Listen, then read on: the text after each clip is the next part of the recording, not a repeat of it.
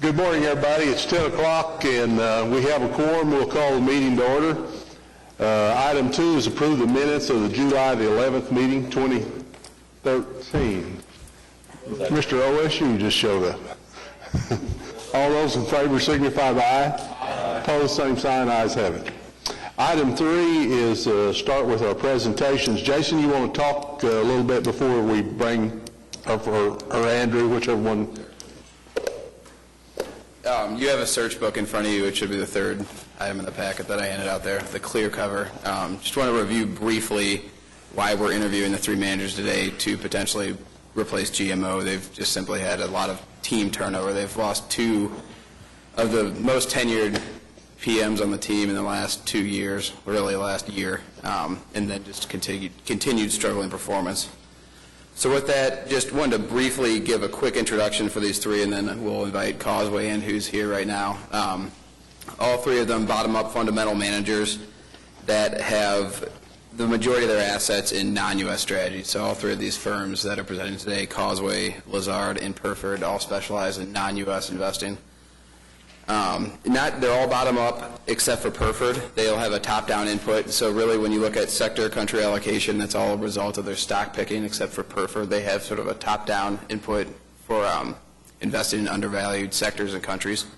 And they are also the most defensive manager. So that's sort of really the only significant differentiators between the 3 presenting today. So with that, I will get Causeway going here unless you guys have any questions. Yeah. Okay.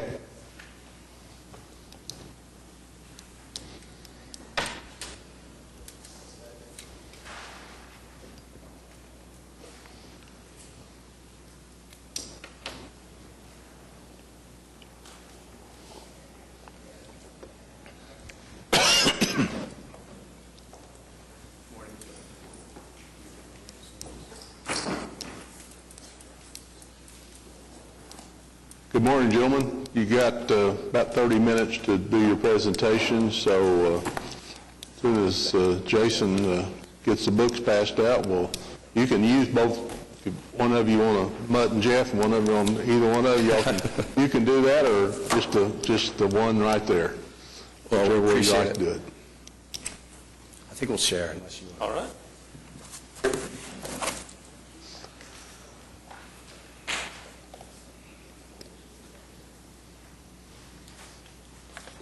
Thanks, sir.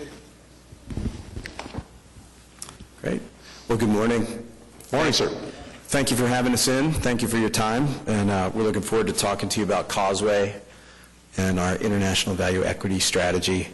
My name is Jerry MacDonald, and I am a member of Causeway's marketing and client service team. With me is Foster Corwith. Foster is a portfolio manager and also has research responsibility for our global industrials and manufacturing sectors. We understand we have 30 minutes. We aim to give you a brief background, brief overview of the firm, and then spend the bulk of the time talking about our team, our philosophy, and how we build a portfolio.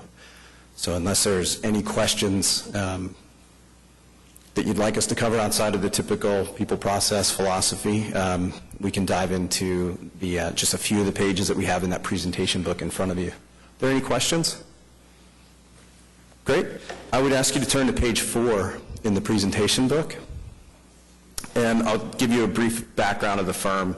It was founded in 2001. Although the core, the management team and the investment team has a continuous track record in managing international value equity going back 22 years. And the core of that team is still together today. It's grown over the last 12 years, but they are still together. We are Los Angeles based. The entire team sits together by design on the same floor in our offices in Los Angeles. It's hard enough, big challenge to get folks to communicate ideas on different floors, let alone different geographies and time zones. So by design, the culture of the firm, we have all the investment team members sit together in the same floor, and it's been that way since Sarah Ketter and Harry Hartford started the firm. We're 100% employee owned, and we feel that's important because we can't guarantee performance, but we feel the best way to replicate the successful track record we've built over the last 22 years is to incent the team to stay together, to keep that continuity of process and people. So all of the investment team members, with the exception of the most junior analysts, are equity owners of the firm. And we've never lost a portfolio manager, as another highlight I'd like to talk about. Today we have $21.7 billion of assets under management for institutions. These are all equity portfolios. We have international value equity, which is our flagship strategy, global value, emerging markets. We have an ACWI ex-US strategy and a global long-short equity strategy. The bulk of the assets, 90% of the assets, are within our international value equity. We have $17 billion in this strategy we're going to talk to you about today. We have 25 public plan clients. We have a couple Oklahoma-based clients. We have the Teachers Retirement System is a client of ours for here in Oklahoma, as well as a corporate client, Oklahoma Gas and Electric. There are just three highlights I'd like to leave you with on the firm after today. One is the stability and tenure of the team. As I mentioned, the core of the team has been together since the early 1990s. But as equity owners and keeping this team together, you can get a sense of how long they've been. Later on in the presentation, you can see a breakout of how long they've been with the firm. That's on page 24. The other piece is everything that we do across all the strategies integrates two distinct research capabilities. We have a fundamental portfolio management and research team that's comprised of 8 portfolio managers and 7 research analysts. And they do what you would expect every good fundamental manager to do. They travel around the world. They get that 360-degree due diligence perspective on the companies that we are considering including in the portfolios, the ones that we own, as well as the ones that impact our holdings. We also have a quantitative portfolio and research team, and they leverage their expertise in identifying, forecasting, and calibrating risk, both at the stock and the portfolio level. So it's those combination of skill sets that we feel provides a very powerful and informative decision-making process around risk and return for our clients, and it's something that our institutional consulting relations come back to us and say it is something that highlights the firm's capabilities. The third is the access to our investment team and the transparency that we like to share. We're very risk conscious, and everything that we do revolves around these two teams interacting together, especially on the risk side. Foster will talk about how we incorporate a lot of these risk metrics into what we do across all of our strategies. But we are always happy to put you in touch with one of our investment team members, whether you are just looking for insight in the markets, a specific question about stocks or holdings, risk in general. We're happy to put you in touch with our investment team. I'm going to pause. Hopefully that gives you a better sense of who we are, what we do, where we've come from. And unless there's any questions, we can go into the strategy. Any questions? Okay. I'd ask you to turn to page 8. And I'll just give you just a couple bullet points about the strategy and then turn it over to Foster to talk about the team and how we implement these strategies. So international value equity is our flagship strategy, as I mentioned, 22-year track record. We're proud of the fact that if you go into many of the databases out there, you'll see that over 1, 3, 5, 7, 10-year time periods, Causeway is consistently in the top 15% performers on each of those time periods. This is a team approach, and we'll talk to how the teams interact on this strategy, but it is driven by a meticulous, fundamental, bottom-up, value-oriented research approach. We take a very robust and very deep approach to managing risk, and we'll talk about that as well. It's integrated into the process across everything, and it is benchmark agnostic. So what you should expect from Causeway and international value equity is we should outperform in up markets versus MSCI EAFE, and our internal bogey is 200 basis points above the benchmark. But you should also expect us to outperform in down markets as well. We take a very rigid approach in protecting capital on the downside. Did I miss anything? I don't think so. So unless there's any questions, I'll pass over to Foster to take you deeper into what we do. Thank you. So good morning, everyone. As Jerry mentioned, my name is Foster Corwith, and I am one of the portfolio managers on Causeway's International Value Fund. International, for the purposes of this conversation, includes the 22 countries in the IFA index, so that's Western Europe, developed Asia, Australia, New Zealand, as well as Canada and South Korea. Our belief is that companies that operate in these markets are generally large, sophisticated, international operators. They have uniform accounting standards, they have good financial disclosure, they're less likely to be the victim of coups, hyperinflation, things like that. In short, they're companies and countries where we believe knowing stocks like the back of our hand as a result of the deep stock-specific bottom-up analysis that Jerry mentioned leads to consistent outperformance. So what I'm here to talk to you about today is that research process, that fundamental research process at Causeway. And I'm going to hope to leave you with the answers to two basic questions when we step out of the room today. How does Causeway identify potential new investment ideas? And how do we choose the best of those ideas and use them to construct our international value portfolio? I'm going to talk for 10 to 15 minutes. I'm going to reference 5 slides as I do so. I would love it if you guys ask questions as we go through this. That way I can make sure that I'm addressing your concerns and I'm using your time well, rather than talking about what I think you want me to say or what I think you want to hear. So probably the easiest place to start with this whole thing is if you turn to page 9, you'll see a diagram of the research responsibilities for the 13 members of the fundamental team. We break those 13 research members into 4 groups that we call clusters internally. Each one of these clusters is responsible for researching a global set of industries. So my last name is Corwith, C-O-R-W-I-T-H. I sit in clusters 3 and 4 that you see at 6 o'clock and 9 o'clock on that diagram. I am the consumer analyst and the industrials analyst. So I am looking at food manufacturers, for instance, across the world.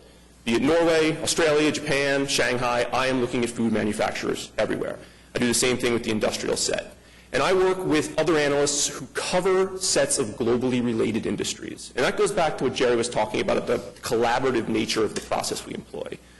We spend a lot of time talking to each other. Now, you can look at this diagram and say, what is this really telling me? There's 2 things I'd want this diagram to leave you with. One, there's a lot of experience in these teams. If you look at the top name in each bubble, I think Eng is at 9 o'clock. He's been with the team 16 years. Durkin at 6 o'clock, 14 years. Doyle at 3 o'clock, 16 years, and Muldoon has been with the team at least a decade. In the center of this, Harry and Sarah, the president and CEO of our firm, have been working together for 20-plus years. So there's a very deep pool of expertise, a very deep bench on these research teams. And I think it's unusual, as Jerry mentioned, to find a set of people who have been working together successfully for this long. The other thing I'd want to highlight about this is the collaborative nature of this process. The avenues of communication are always open. And because we spend so much time working in these clusters with analysts who are familiar with tangential industries, for lack of a better word, we tend to think we are better informed. So for instance, I look at airplane manufacturers. Sitting in my cluster 4 group is the woman who covers airlines. And she spends a lot of time talking to me about how profitability at airlines looks, what their capital expenditure plans look like. It seems like a relatively obvious thing, communication. I would hypothesize it's not. I think it's a distinct advantage of Causeway. The other thing I would want to mention that's important about this diagram is from your perspective, it ensures continuity of process. Every analyst at Causeway looks at least 2 sectors, and every sector has at least 2 analysts looking at it. So as my boss likes to say, if he were to get off, or if he were to get hit by the number 46 bus tomorrow, we'd all be sad, we'd mourn the loss, but the process would go on, the company would go on. And that's important to you because it means, should you trust us with your money, the team you're investing with today will be substantially the same team and using substantially the same process for the tenure of our relationship. So think about these clusters as arms on an octopus. It's a flawed analogy, but stay with me. Basically what they're doing is they're flipping over stones. They're looking for ideas everywhere. And I'll talk a little bit more about how that research process works and how we find ideas. But these clusters are looking for ideas, and they're discussing ideas that are already in the portfolio. The idea being, when we find ideas, we discuss ideas, we think these ideas are compelling, we pass them into the center of this diagram. I believe it's a box in the middle. The people in the center of the diagram are really the center of the portfolio and risk management process at Causeway. It is 8 members of the fundamental team as well as 2 quantitative analysts. And the quantitative analysts are essential to our process, and I believe a critical and unique element of the Causeway approach. While the lion's share of work and the lion's share of the investment strategy that goes behind the International Value Fund is done from a fundamental basis, the quant team interacts with us both at the very front and the very back end of our process. And I want to highlight how they come in on both sides. And maybe the easiest place to illustrate that would be page 10. And it's sort of a confusing diagram. Basically what this is trying to do is show you how we narrow down our investment universe. We're working with a potential investment universe of about 1,500 stocks with market caps greater than $1 billion across the 24 markets we look at. What we're trying to do is narrow those 1,500 down to a portfolio of 50 to 80. So essentially what we're trying to do is find the best 3 to 5% of stocks in our investable universe. Take a lot, narrow it down to a little. And while we get ideas from a lot of different places, it could be meetings with company management, conferences, quarterly earnings, something I read in the paper. We've found that one of our most successful tools over time are a series of quantitative screens that have been developed by our quantitative team. Now, these screens, we would never artificially limit ourselves to the outputs of these screens, let's say that. What they do is allow a stock to raise its hand and say, hey, have a look at me, I'm worth a second look. A lot of times what comes out of these screens can be dismissed with really only a cursory analysis by the fundamental team. I can look at it and say, you know what, there's legal or regulatory risk associated with the stock that a screen wouldn't pick up. There's off-balance sheet liabilities, or I just really don't like the industry structure here. So we don't use these screens verbatim, but what they do is they're a helpful step in a multi-stage process, and they help us focus our time more efficiently. People often ask me, where do we get our ideas from? Where do we source them from? And I would say roughly a third of it comes from interactions with companies, roughly a third comes from screens, and roughly a third comes from an intangible bucket, which is hard to characterize.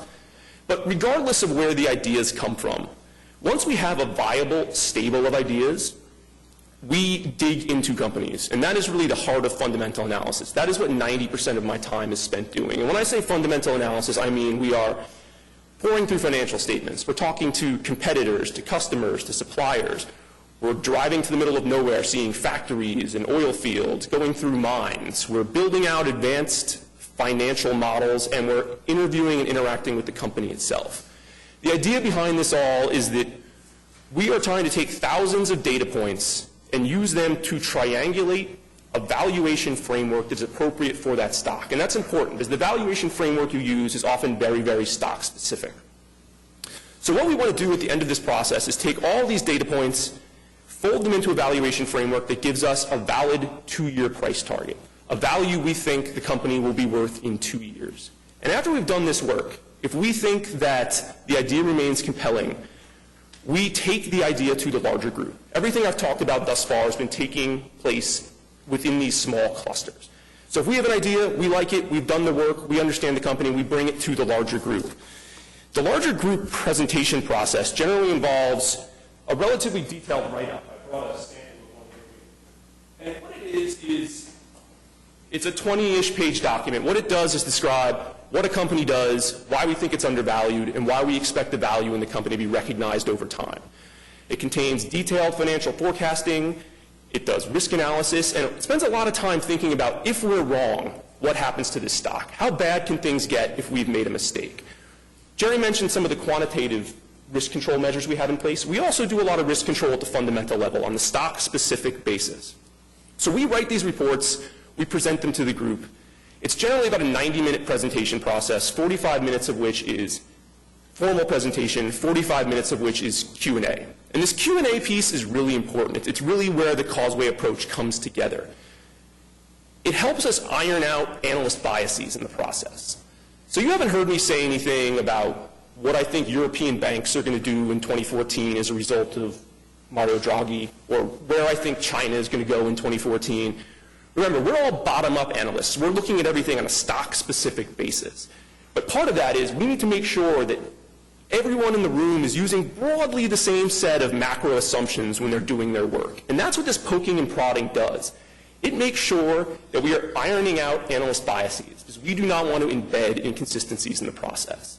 What it also does is a lot of times it highlights things that the analysts may have missed or may not have thought about. So traditionally what happens, we give this presentation, we come away with 20 or 30 pieces of follow-up, things that maybe we didn't have in front of us at the time, we didn't know the answer to. We follow up, we get the answers back to the larger group. And really the end result of this, once this process is concluded, is that we should have a valid 2-year price target that everyone in the room agrees upon. We're all agreeing that this is what this stock should trade at in 2 years. Hey, Foster. Yeah. I think that general meeting is presented to all the portfolio managers.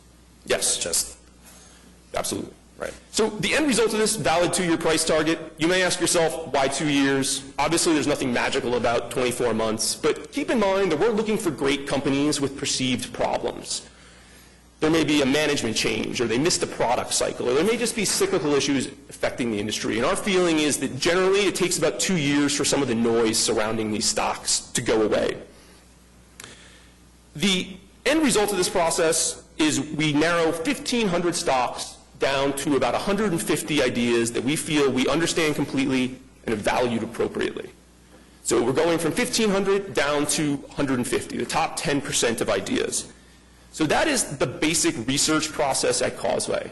I'm going to pause a moment and make sure you're all still with me. Does anyone have any questions? Okay. about So 10 minutes. 10 minutes? All right, so the next piece of this is portfolio construction. We have 150 ideas. How do we pick the best 50-ish, call it 50 to 80 ideas, and figure out how to weight them appropriately in the portfolio? And I apologize, because in the next 5 minutes you're going to hear me say risk-adjusted return about 20 times, but that is really important to us. We spend a lot of time thinking about risk-adjusted return. So where we stand right now is we have a valid 2-year price target that everyone agrees on. We could simply rank stocks by that adjusted return, or by that return, and say, you know what, this stock is going to return 20%, this one's going to return 18, we're going to buy it in that order. But as Jerry mentioned, we spend a lot of time thinking about risk at the portfolio level as well. And this is where the quantitative team comes back into play. What they provide us with is something called the marginal contribution to risk, or the MCTR as we call it internally. And essentially, what the MCTR is it's a risk score. I can talk in more detail if you're curious about what exactly it is. It's an 87 variable covariance matrix, but basically it's a risk score. And what it's telling you is if we were to add 1% of a security in question to our portfolio, how much riskier would it make the entire portfolio? How much more volatile would it make the portfolio? And what it does essentially is when we compare the fundamental analyst's price target with this risk score, we can then rank stocks based on risk-adjusted return rather than just return. And that's a really powerful tool. And if you think about this ranking, what we're doing is we're taking the 150 stocks for which we've done the work and we're ranking them 1 to 150. And that is really the roadmap by which we construct the portfolio. If you turn to page 11, I believe, in your books, you'll see an abridged version of what this rank sheet looks like. So if you look at this, you can think about this as 3 blocks of information. The box on the left, the largest box, is a result of the fundamental analysis process I talked about a few minutes ago. Middle box, marginal contribution to risk. Third box is the risk-adjusted ranking. So in this instance, BG Group, British Gas, it's a large British natural gas producer. The fundamental analyst thinks it should trade at about 15 pounds. It's trading at about 10. They've valued that on the sum of the parts. The dividend yield's about 2%. So over the next 2 years, the analyst thinks this stock's going to return about 20%. By adding this stock to the portfolio, the whole portfolio would become 0.21% more volatile, more risky. Now, if you look below, you'll see Munich Re. Fundamental analyst believes it's worth 5.4%, but it also has a higher MCTR, a higher risk score. And what that's telling us is that for a variety of reasons, adding a European financial company to our portfolio instills more risk in the portfolio than adding a UK-based energy company. Now, this isn't a great example because the returns are so different that it ranks more or less the way you'd expect it to. But for argument's sake, if both of these numbers were 20%, if the fundamental analyst for both of these stocks said, I think these stocks are worth 20% per year more than they are now, and the MCTRs were different, BG would still rank notably above Munich Re. And that's what's so powerful about this process, and so powerful about the quantitative team's interaction in this process, is it allows us to look at 2 totally different stocks, a British company that does business in Australia and Brazil versus a European insurer that does business in continental Europe and Asia, and figure out which gives us the better risk-adjusted return, because that's what we're looking for, is how we can earn the highest return taking on the least amount of risk. We want to rank it highest to lowest, weight the ones that are sitting at the top of that rank sheet higher. So if you understand why we buy a stock, highest risk-adjusted return, you'd also understand why we sell a stock. The example on the bottom is Fanuc. Fanuc is a maker of Japanese machine tools. There was a point in time in 2008 where Fanuc was a very cheap stock. It traded at about 7,000 yen. As a result of that, the upside, the annualized expected return in the stock was very, very high, and it ranked near the top of the rank sheet. As the stock price went up, the gap between the current price and the target price, the expected return of that stock, went down, and the stock moved down the rank sheet. As it moved down the rank sheet, we sold down our position. And eventually, we exited the position entirely and recycled that capital into higher returning ideas. And that's what's so important about the rank sheet, is it's kind of long and confusing looking, but what it does is it really takes the emotion out of the process. It ensures a strong sell discipline. And that's a really valuable tool. So that is really the bare bones way or explanation of how the portfolio is constructed. It's all about risk-adjusted return. It's all about combining quantitative and fundamental analysis. So hopefully I'm leaving you with a basic understanding of how we construct the portfolio. I understand our time is probably a couple minutes. I have a couple minutes left. There's two things I'd want to highlight before we leave. One would be, what does the portfolio we've talked about look like today? And if you turn to page 14, you'll see a snapshot of some of the characteristics of the portfolio. And what you'll see is on a price-to-earnings basis, we're cheaper than the market. On a return basis, return on equity, we're actually generating a higher return. The dividend yield is slightly higher than the market, and we're doing all of this with a market cap that is greater, or an average market cap rather, that is greater than the index average, which portfolio theory would tell you means less risk, less volatility. So we're paying less, getting higher returns, getting better dividends, and doing it with less risk. And we believe we've done this consistently over the last 10 years. The last thing I'd want to highlight, and probably the most important, is page 19. Now, I'm sure Andrew has highlighted the performance of the fund, and you have time to examine this in detail. But as you can see, we have outperformed the index year to date over 1 year, 3 year, 5 year, 7 year, 10 year, and inception to date. And we believe it is this process I've talked about and the people that work at Causeway that have allowed this consistent outperformance. So that is the, conclusion of my prepared remarks. I appreciate you letting me ramble on for the last 10 or 15 minutes, and I think maybe, unless you have something you want to add, Jerry, we can spend the remainder of the time answering any questions you might have. The only thing I would ask you to... Oh, I'm sorry. Go ahead. I have a couple of questions. I guess the IFA is the benchmark that you use? Yes. Is that the best benchmark for you? Is that the best benchmark? Benchmark, you think? For our portfolio? Absolutely. I think the way we think about the world is the IFA benchmark is the international benchmark where fundamental analysis is most appropriate. If you're going outside, yeah. And how do you define risk? How do you measure risk? We measure risk as the volatility of returns. A lot of our competitors use tracking error to measure risk, but we're doing volatility of returns. Our belief is that we should look substantially different than the index. What you're paying us to do is pick the best stocks wherever they may be, not pick stocks that mirror what the index is going to look like and outperform a basis point here or there. We're trying to minimize risk. So help me understand. It would appear that IFA is the benchmark, and it certainly looks like you've done a great job in return in terms of beating the benchmark. But it seems to me the trade-off is volatility and risk. On page 32, it shows that the benchmark has been less volatile in the 7 out of the 9 rolling 3-year time frames. So how do we evaluate you on a risk-adjusted rate of return would be my question, since that is also very important to us. A shot. I mean, I would say, as far as the value, you're right, we have had periods of volatility. We do spend a lot of time thinking about the portfolio risk of the downside at a security and a portfolio level. We have had periods of volatility. I would say a lot of that, and from our perspective, can relate to really one period that followed over several years, which was an overweight exposure to European financials through a very volatile series of events. And that, for the most part, the last 11 years may not be representative of the performance in terms of how we think about volatility and how we think about the sustainability of returns going forward. But you're absolutely right. The volatility has been higher than we would like it to be.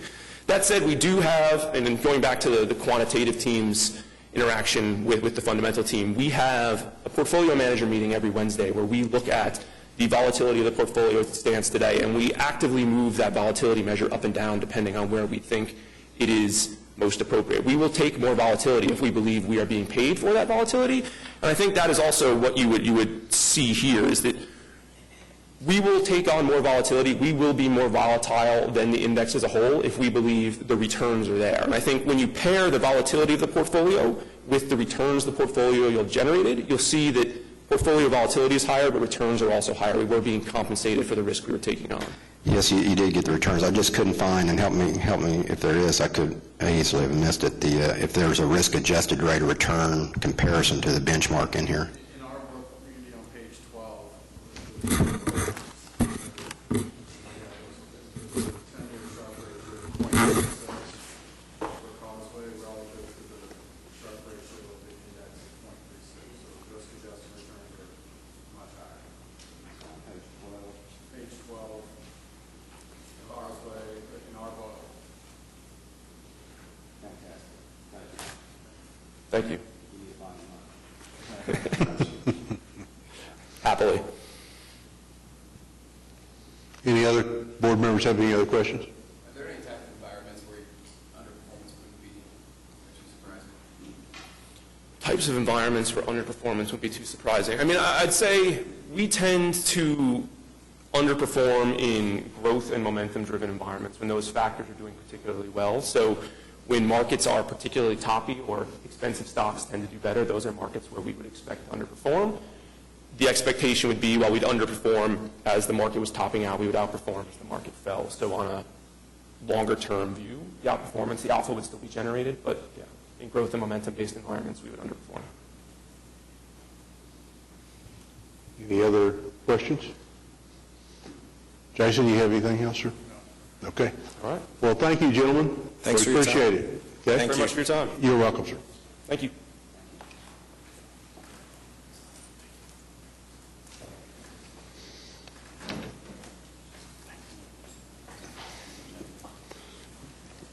Yeah. Our next one will be Lazar, so they think they're out here. Thank you.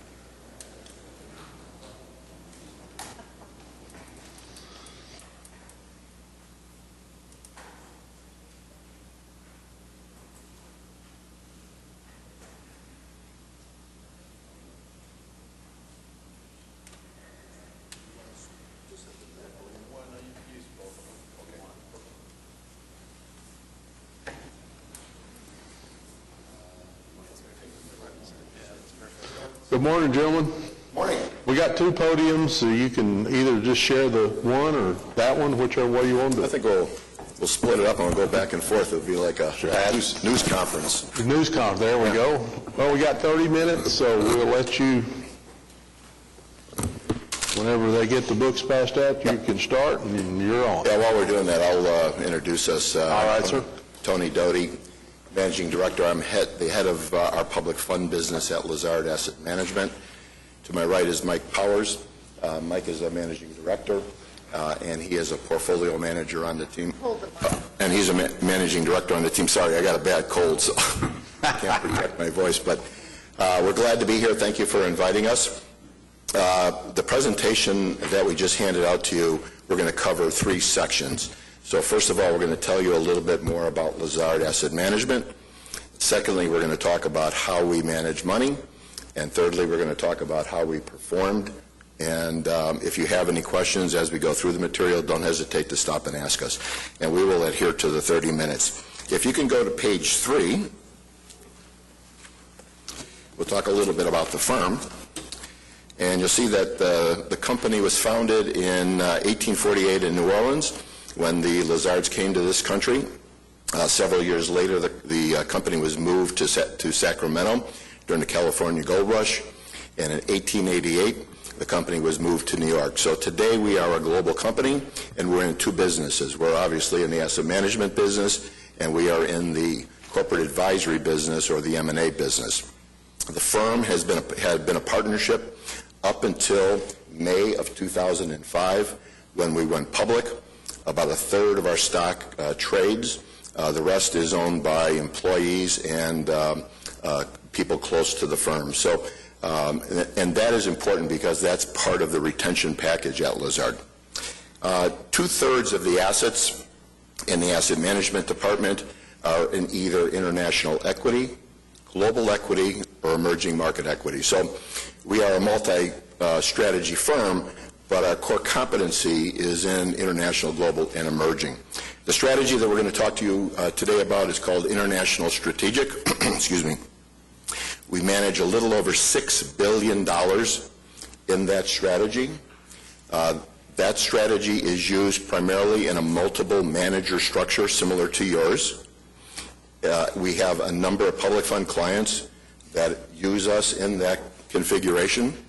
And most recently, we made an announcement that we will be closing the strategy.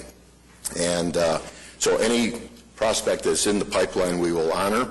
And the reason that we want to close the strategy, as Mike will talk about, is that this is a multi-cap strategy. So we will go from large caps when they are attractive to smaller caps, and we need the flexibility to move up and down the cap range.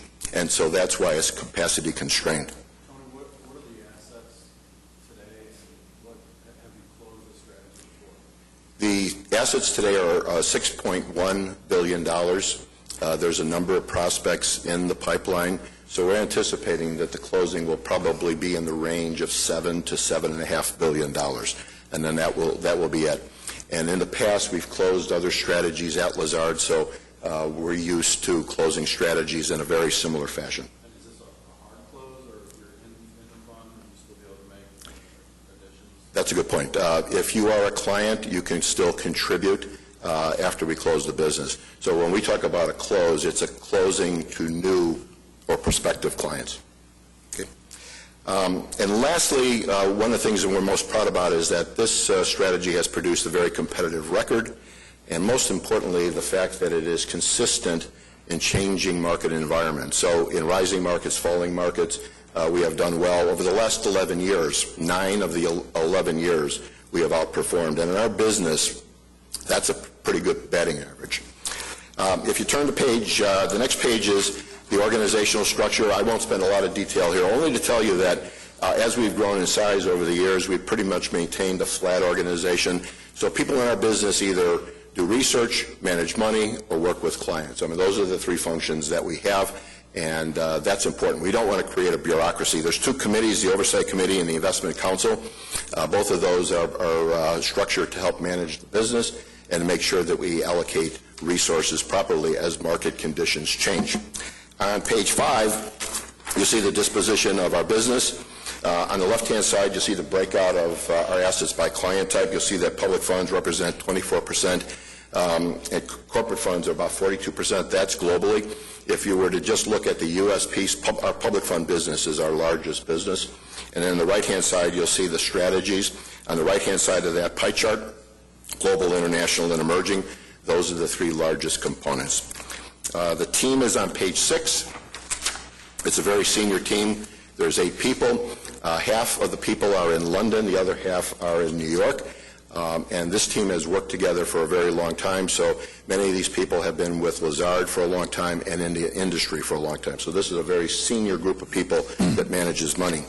If you skip to page 9 and 10, this is a representative listing of some of the public funds that we manage money for.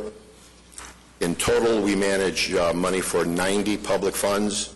There's 4 client servicing representatives that work with those 90 clients. You'll see there's states, municipalities, and cities.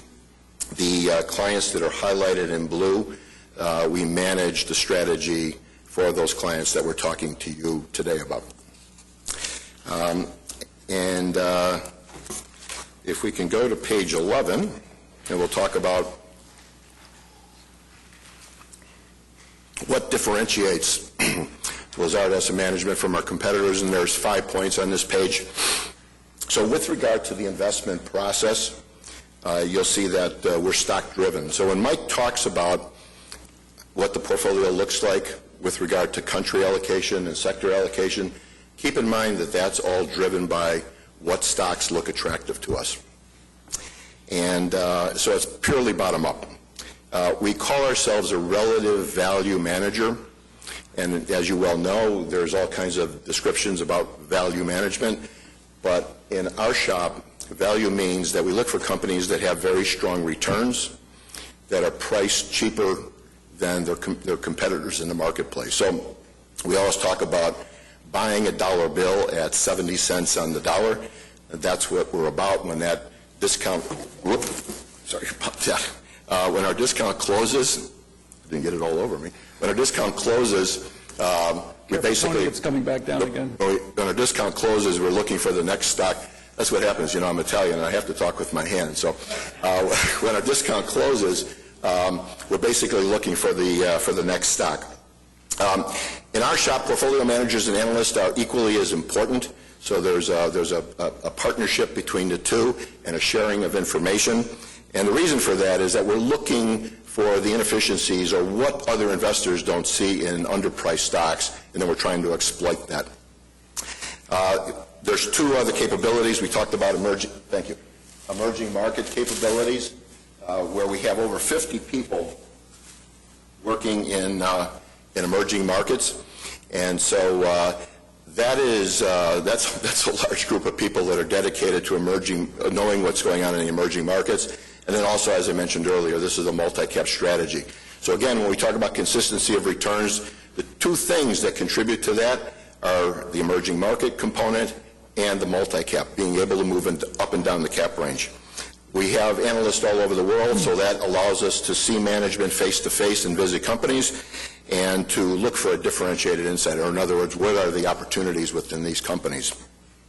Now, accounting validation is the hallmark of our process, and it's been something that we've done at Lazard for a long time. I've been with Lazard Asset Management for 30 years, and it's been part of our process ever since. And it's the first step in our risk control process. And here what we do is we're looking at the balance sheet and the asset statement of the company and all the other financial records, and making sure that the financial records have been displayed correctly, consistently over time. So what we don't want to see is where management is managing the earnings of a company by changing some of the discretionary items on the balance sheet of the financial statement. So the accounting validation is where we look at financial history over a 4 or 5 year period to make sure that it's been treated consistently. That keeps us away from the proverbial trap door where you basically buy a company, it looks cheap, and then all of a sudden you get some bad news and you got disappointment. So that keeps us away from those situations. I talked about the consistency of performance. And then lastly, we are very proactive in terms of client servicing. We are very experienced in terms of working with our public fund clients, and we generally know your needs and work very well to take care of those needs. So with that, I'm going to turn it over to Mike to talk about the philosophy and the process. Thanks, Tony. Good morning. And if you flip over to tab B, page 13, I'll pick up the story. I'll talk about our investment philosophy and process and get into a little more of the nuts and bolts of how we actually implement it. And then we'll look at the portfolio and see how it's positioned and make some comments there. Tony mentioned we're stock picking and relative value. As he's already elaborated, stock picking is the principal way we try to add value to the opportunity set. We think that has positive implications for repeatability of the investment performance of the process. If we can have a good batting average over about 60 stocks, we think that's something we can repeat year after year and good consistent performance, and we will see that in the numbers in a minute. Relative value, as Tony's pointed out, is valuation relative to return on capital. We want to invest in what we think are competitively strong businesses with good managements that we have a high regard for, and the output of the efforts of the management and of the enterprise is that they make high returns on capital. I got to be careful with my hands here. I'm balancing a book and you're not Italian. Yes. High returns on capital, well above cost of capital, or improving to be high return on capital, well above cost of capital. When that goes on over time, it's very textbook, very fundamental. On an underlying or fundamental basis, that creates shareholder value. That's obviously intuitive what we would all want. For this better than average shareholder value creating business, we want to pay an attractive valuation. The overall characteristics of our portfolio would be premium to market or opportunity set return on capital generation, there's that again, and either discount valuation or in-line-ish in terms of valuation relative to opportunity set. And again, both sides of that equation we care just as much about, the valuation side and the return on capital generation side. As prompted on page 15, a couple of the specifics in terms of how we build the portfolio. There you'll see on the right side of the page, idea sourcing. Here we have quantitative folks both in London and New York who help us with screens looking for what I just described. High return on capital, attractive valuation. That doesn't obviously pick stocks for us. That's simply a tool that helps us engage the analyst platform. We've got dozens of analysts located in our offices around the world generating stock ideas, and we regularly cycle through those analyst groups. You know, on a given day, we might talk to the consumer staples group and use the output of the quantitative screen to help them engage and say, what do you like? What do you think is ownable, we should own in your space? What should we avoid? The analysts recommend, but it's ultimately the portfolio team that makes the decision as to what goes into the portfolio. And on a shorter list of stocks that look worthy, we do fundamental analysis. That's the same due diligence checklist of questions that the private buyer, owner, operator would be asking. We're asking those questions. An assessment of things like competitive position, management quality, industry trends. Are there any catalytic events happening inside the business that can lift returns? And then the analyst always keeps a detailed model on earnings, cash generation, balance sheet, and of course valuation. And then to the final group that makes it into the portfolio, which would be 60 stocks or so, give or take a few. Portfolio construction, of course, is a important step. With 60 approximately stocks in the portfolio, you can imagine an average position size would be a little less than 2%. A new position coming in would come in at probably 0.75% to 1%. With conviction, it would move higher. The conviction is the level of belief that the company can earn and generate returns in the way that you were expecting. And then how attractive is the valuation? And with conviction, it moves higher, and it can get to be up into the 3s in terms of a percentage holding. And of course, the sell discipline is the mirror image of the buy discipline. It could still be that competitively strong, high return on capital generation with good management business, but if the valuation has gotten to be full or heading toward overvaluation, we would be trimmers and sellers into that scenario. The turnover of our portfolio, if you thought it of roughly 50%-ish, that would be historically kind of average. It's been a little higher, it's been a little lower, depending on when, but 50%-ish would be a reasonable number to keep in mind. Tony mentioned accounting validation. I'll mention that again as well.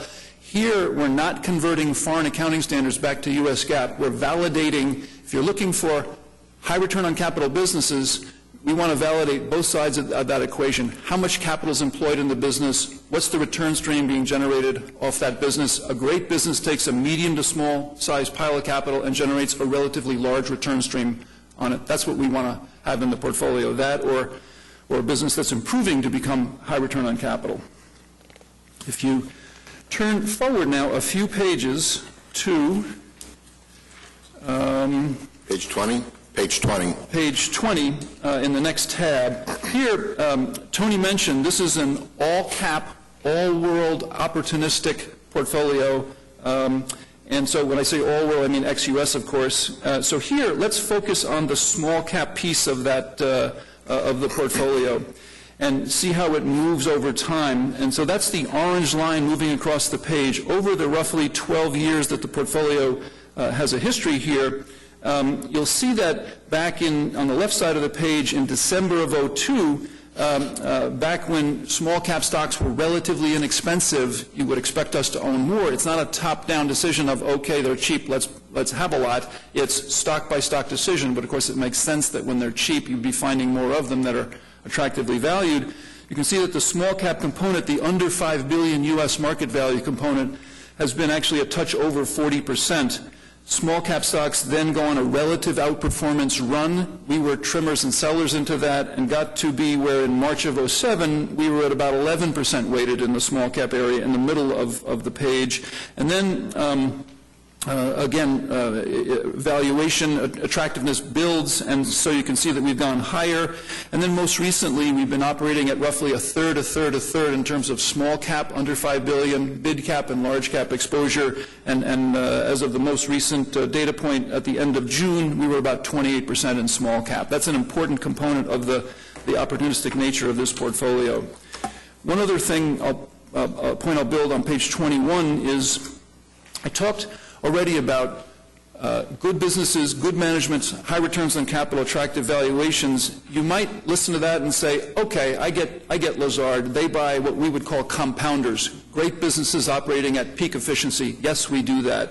You'd see a list of them in the lower left of the page. A good example would there be, not to pick one that's not such a familiar name, would be Security Bank. That's a leading bank in the Philippines. Low credit penetration there, a lot of headroom for both growth and profitability. The bank is growing its earnings and returns on capital very attractively valued. People pay back loans there, and so good asset quality. That's a compounder. Restructuring is that improving story that I talked about. That's where a business could be doing better, and with right management attention, can get there.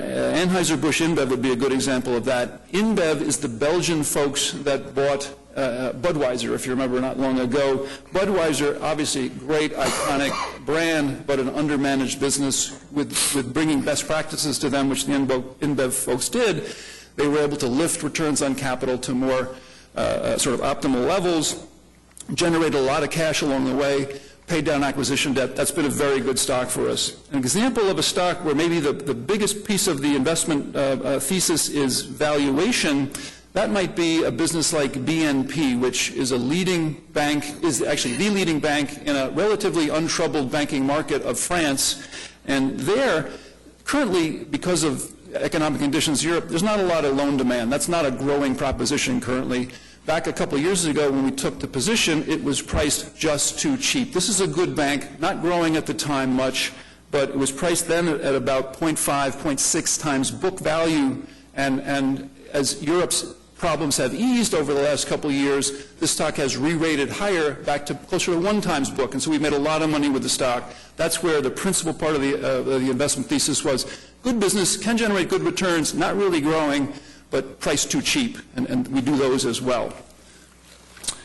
Turn over to 22, and I realize we're down to probably 6 or 7 minutes. On page 22, here's a look at the portfolio. We'll look at it both along sector lines, which is page 22, and then geographic lines in a second on the next page. Just a couple of observations. Where do we have big weights and overweights and underweights? Consumer discretionary, those are big-ticket consumer items like luxury, auto, sales, and we have a big weighting there, almost about a double weighting there. We've done really well with auto sales, auto stocks. They've been, auto sales around the world have been strong, not just for here in Detroit, or here in the U.S. and Detroit, but around the world that's been true. Luxury sales have been strong. We've had a lot of good stocks there. Richemont, the Cartier is one of their brands, a world leader at watches and jewelry, that's been a good one, a fairly new position. Signet Jewelers, in this country you know them by their brands of Jared and Kay. Swatch, the world's biggest maker of watches. Omega, Blancpain, Tissot are some of their brands, not just the cheap plastic ones of Swatch. So, and then media stocks have done very well for us recently. Then in financials, I think what's notable there, you can see an underweight. We've had no exposure, zero in the periphery of Europe. Greece, Portugal, Ireland, Italy, Spain, we've had nothing so far. Now that Europe looks like it's sort of beginning to trough, maybe even turning up, we're looking hard there. Haven't bought anything in that space yet, but we're looking hard, having people there, and that's a place that we're looking. We've done really well with emerging market banks. I mentioned Security Bank earlier, and then leading banks in sort of healthier regions like France. I mentioned BNP. Then on the industrial side, on the right side, there you can see an overweight. That's kind of an eclectic group of great businesses. Assa Abloy, the world leader of locks for your home and your business. Daikin is a world leader in Air conditioning for both home and business, Japanese-based, a beneficiary of Abenomics and the weak yen. And then I think notable that we're willing to be completely out of some sectors if we don't see value. We're currently out of tech. That's actually, amazingly enough, worked out well because, as you no doubt know, PC sales have been quite weak. Even smartphone sales are slowing down, and people like Apple and Samsung are having a tougher time of it. Same thing in materials. We own nothing in steel, aluminum, gold, or even mining, which has been very challenged by falling commodity prices. Same thing, we're out of telecom and utilities. Generally there, conditions are difficult, earnings per share are falling. Those have been places where, yes, you can find some cheap stock, but they're value traps, meaning the earnings are going to keep falling, and so we've had nothing. And so this overall weighting has really worked out well for us, and of course the stocks picks within. Turning over geographically, here you'll see that emerging markets, as highlighted on the lower left of the page, we're at about 14%. We have a self-imposed limit of about 15%. Remember, the EFI index has nothing in emerging markets, and so 14% is a pretty significant weighting. With the big underperformance of emerging earlier this year, we're really looking hard there. We've added a couple positions. I mentioned Security Bank, Media, Nusantara, free-to-air TV in Indonesia. It's also a fairly recent position. And our emerging stock picks have been quite good and quite helpful to our performance. Japan has been in the news with what Abe's been doing there. We've added some stocks that are beneficiaries of that. I mentioned Daikin, the air conditioning folks that have more than half their sales outside Japan, a beneficiary of the weaker yen. Makita, which is right there with Black & Decker in terms of world leader in terms of hand power tools, also more than half the sales outside Japan, beneficiary of that. So that's sort of how we've been opportunistic, and I mentioned looking hard now in Southern Europe, as it looks like that's an area that's kind of the peak intensity of their problems is behind them now. If you turn to page 25, we'll take a look at performance, and there's two lines here. The top line are the cumulative returns for the strategy. And you'll see over 3 years, we've added about 600 basis points over the benchmark. 5 years, about 500 basis points over the benchmark. And since inception, which is October of 2001, about 450 basis points over the benchmark. So very strong performance. More importantly is how did we do that? And as a value manager, you would expect us to defend in down markets. So on the bottom, if you look at, on the right-hand side, 2002, where the market was down almost 16%, we were down 6%. In 2008, obviously, the great sell-off, the market was down 43%, we were down 40%. And in 2011, the market was off 12%, we were off 9%. So again, that defensive characteristic in our performance. The other thing I mentioned, which is important to our clients, is consistency. Nobody likes binary types of results where you do well 1 year and then you're out of favor for the next couple. And you'll see as you scan this page that 9 out of the 11 years we have outperformed the index. So that's the batting average that I spoke about earlier. If you turn to the next page, we have the rolling 3-year periods. The line on the angle, excuse me, is the market line, and all of those dots are the rolling 3-year period. So again, it basically says, and it speaks to the consistency of this strategy. The next 2 pages are attribution analysis, and as we hold ourselves out to you as good stock pickers, what we've done is looked at how do we generate these returns. And so we've broken out the sector allocation and the country allocation on page 27. And you'll see highlighted in blue, and if you look over on the right-hand side, of that 720 basis points that we've outperformed the benchmark by, 633 have come through stock selection. And if you look across, you'll see that 8 out of the 10 sectors we've added value. Consumer discretionary, financials, materials, industrials, healthcare. So again, great stock selection in this portfolio. And then on the next page, similarly, looking at the country allocation over the last 3 years, and I'm sure when your international managers came in to talk to you, they told you about how difficult an environment Europe was going back over the last 2 and 3 years. And it was a very difficult environment. But if you're a good stock picker and you have a good eye for value and you can you can basically take advantage of those opportunities. You'll see on the left-hand side that 363 basis points of value added came from picking stocks in Europe. Most of those were companies in Northern Europe, many of which were global. So they were domiciled in Europe, but they do business all over the world. With that, I know we're running short on time. We'll stop and take any questions that you might have. Any board members have any questions? Jake, you got any questions? This strategy is only offered in a mutual fund for this size, that they're under 100 million. Yep. Their account is 100 million or not. No, you can, this strategy, we'll manage a separate account at 25 million. So, we're really, we'll customize, we'll run the portfolio under 100 million. We won't go below 10 million to run the strategy in a separate account, but at 25, if you want a separate account, we'll do that. What do you see in those countries like Greece that makes you think they're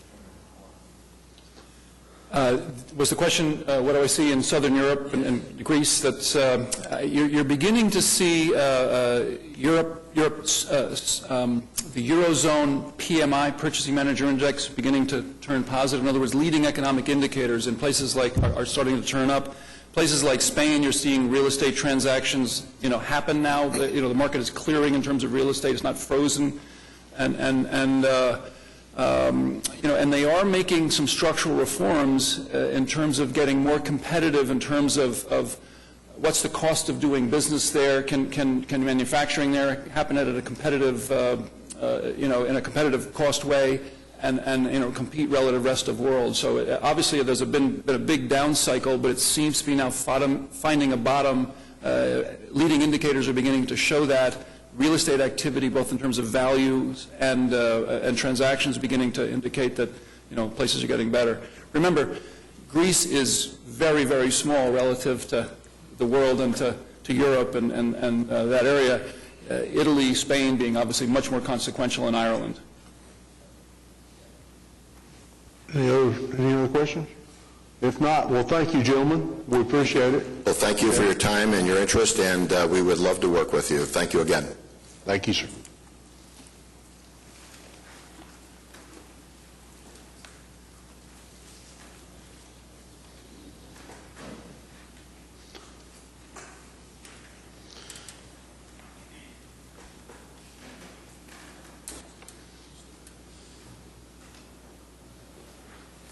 We got one more. Hyford, I think that's correct pronunciation.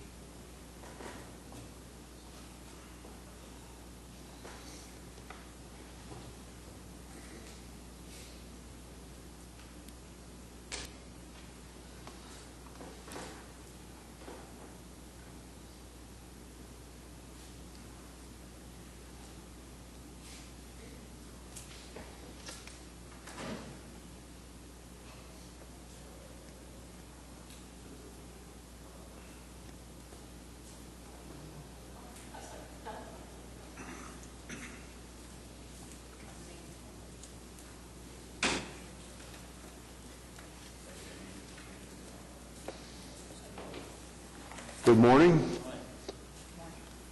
We have a 30-minute time allotted for you guys, so after we get the stuff passed out, well, you can start and go from there.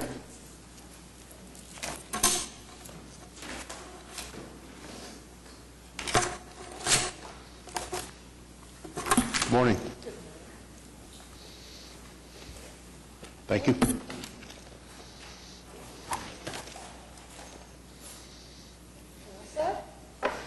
Ready to go?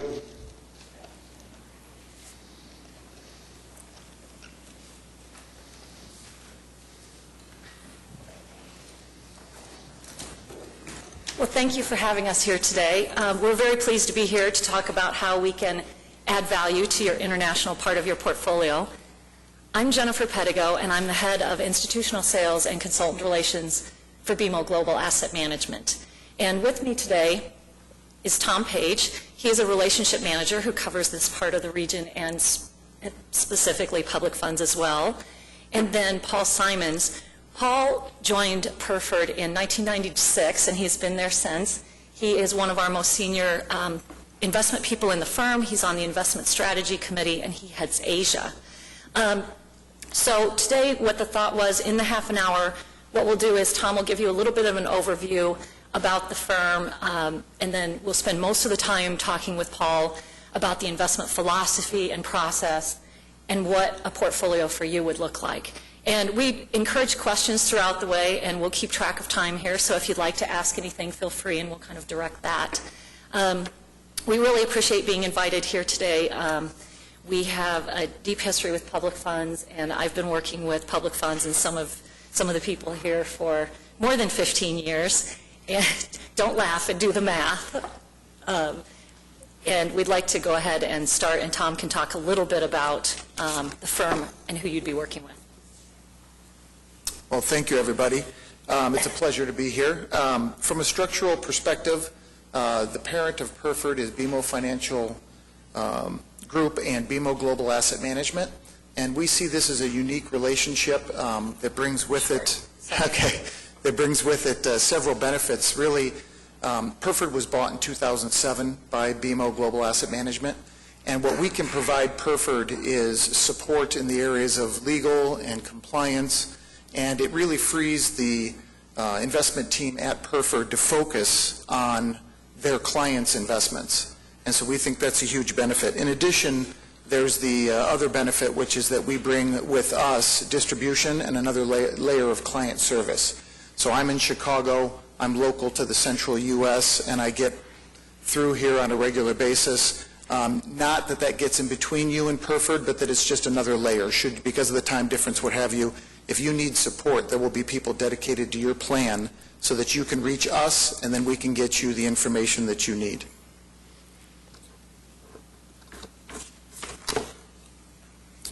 Perford has... We're on page 3 of the book. Perford has a 25-year history, so they go a long ways back. And their investment strategy committee, the leaders of the firm, the heads of portfolio management, as you will see, have a long history together. When you look at years in the industry, a good portion of those years are spent together at the firm. And so this is something that should give you some comfort that the story that Paul shares with you today is something that's repeatable, that they've been doing a long time. The 11 investment professionals are also supported by an addition of a total staff of 28, and they currently have about 112 clients and over $8 billion in assets under management. The investment strategy committee is represented there below, and then now I'm just going to ask Paul to share with you just a snapshot of what it's been like for clients who have been working with Perford over the past 13 years or so. Great. Thanks, Tom. Good morning, everybody. If I could draw your attention to slide 4. If we were only going to look at one slide today, I think this should be the one. It gives a snapshot of what we've done for our clients over the last 13 or so years. We've broken down the market since the bursting of the tech bubble back in 2000 into 3 distinct periods. The pretty unpleasant bear market, which ensued straight after then, the red period. During that three-year period, unfortunately, we couldn't avoid losing money for our clients in an equity-only portfolio. The portfolio went down 7% a year over that period of time, but the index was down 20%. So you can see it performed very defensively. We have a huge focus on capital preservation. We absolutely hate losing money for our clients, and that's what we were able to demonstrate during that period. Then when markets started to improve, so midway through 2003, we generated some very attractive absolute returns for our clients. Over that 4-year period to 2007, the portfolio was up nearly 25% a year, but we didn't fully keep up with the index, which was up around 28%. There were periods of time during that when we were keeping up, but when markets were starting to be driven by froth, over-enthusiasm for economic growth and a disregard for risk, particularly financial risk, we weren't prepared to take those risks with the portfolio. So we stepped back a bit, but that left us in an exceptionally strong position when the global financial crisis struck in 2007, so with the boundary between that blue period and the red one starts, when again we were able to perform much more defensively than the index. And if you measure from the end of 2007 right up until the end of June, the latest data we had when we put this together, portfolio is actually up, whereas the index is still down. And the reason I want to emphasize this slide is if you put together those 3 periods, you get the return stream which is in the box at the bottom, so outperformance of about 5% a year over that 13-year period. If you don't lose money when markets are challenged, you then don't need to take the same risks when they're doing very well, which means that you're then in a far stronger position when there's another tough period. And that's the whole philosophy of the firm. How do we go about doing that? If I could ask you now to turn to slide 5, I'll talk you through the key aspects of our philosophy and process. The first of those is the time horizon. We genuinely make decisions with a 5-year view. We think that's entirely the right time horizon to adopt when investing in equity markets. Every single decision we make, whether it's an allocation to a country or to a stock, is made with that time horizon in mind. And that's totally borne out, totally supported by the turnover of the portfolio, which varies between 20 and 30% a year, and the average holding period of stocks in the portfolio, which is well above 5 years. That allows our team to focus on companies and areas of the market which aren't currently flavour of the month, but which have very attractive fundamentals and valuation. They have time to do in-depth work on those opportunities and then back their work with a conviction holding in the stock. We think that time horizon is absolutely key. The next point is the way we go about things. Our industry, unfortunately, is beset with people trying to make things more complicated than they need to be. And we think that it's important to keep things simple. So every decision that we make is made using a relatively simple equation. We simply take the dividend yield of a country or of an individual company and add to that our forecast of earnings per share growth that we think that company or that country can achieve. And that sum of those two numbers is what we make decisions on the basis of, the whole team doing it the same way. And I'll explain a bit more about how as we go along. We get asked a lot about what risk means to us, how we measure it, control it. To us, the more fundamental question is, what exactly is the risk you're talking about? And as hopefully you've got an idea by now, it's absolute risk. It's the risk of losing money for our clients. We would far rather take on career risk as individual portfolio managers, maybe have performance in our areas of responsibility behind on a relative sense for a period of time, or business risk. Maybe we grow our business more slowly because our relative performance lags during some of those periods I mentioned earlier. Much rather take on those types of risks than risk losing money for our clients, and that's embedded right at the core of our process. And the way that the most important tool that we have to bring that about is allowing ourselves to have a zero weight in anything which we don't think is an attractive investment, regardless of how big the country is, regardless of how big the sector is, and obviously any individual company. So zero weight is the key risk measurement tool or risk control that we have. As you'd expect, I guess, putting some of those things together, the return stream is not only more positive, or positive in a relative sense in the index, it's achieved with a much lower volatility. And there are several slides in this book as we go back. Page 19 shows the rolling 5-year volatility against the index, which is consistently lower. And we have a scatter chart which I'll talk you through as well. So it's all very well generating attractive returns, but we think most of our clients value the fact that that's achieved with a much lower volatility. Turning to slide 6, the first part of the research process is something which a lot of people will now say is old-fashioned. We simply don't believe that it is. We make an explicit and upfront country allocation. That's the first decision we make in the portfolio, allocations to countries. And they're based on some in-depth analysis of the macro drivers of the economies that we cover in our universe. Again, we use that dividend yield plus earnings per share growth formula to judge the attractiveness of one country over another, but we explicitly make that country allocation first. And during the history of the firm, there's been some very significant active positions in the portfolio. We didn't have any money at all in Japan for the whole of the 1990s. Japan started that period at about 60% of this index, and it finished it at about 20%. So where we don't think that there is attractive valuation, then we simply won't put any money into it, regardless of how significant it is. The universe of countries that we cover is currently 27. 5 of those are deemed by MSCI as deemed to be emerging markets. We've included those 5 in our universe because we are satisfied that investing in those particular markets offers the same degree of protection as in investing in a typically developed market. So as it happens, they're all in Asia at the moment, but over time we would expect to add a couple more. But it's an incremental process, hence only 5 at the moment. The other aspect of the country decision is obviously currency. We do internally purchasing power parity analysis, something we've used for the whole history of the firm.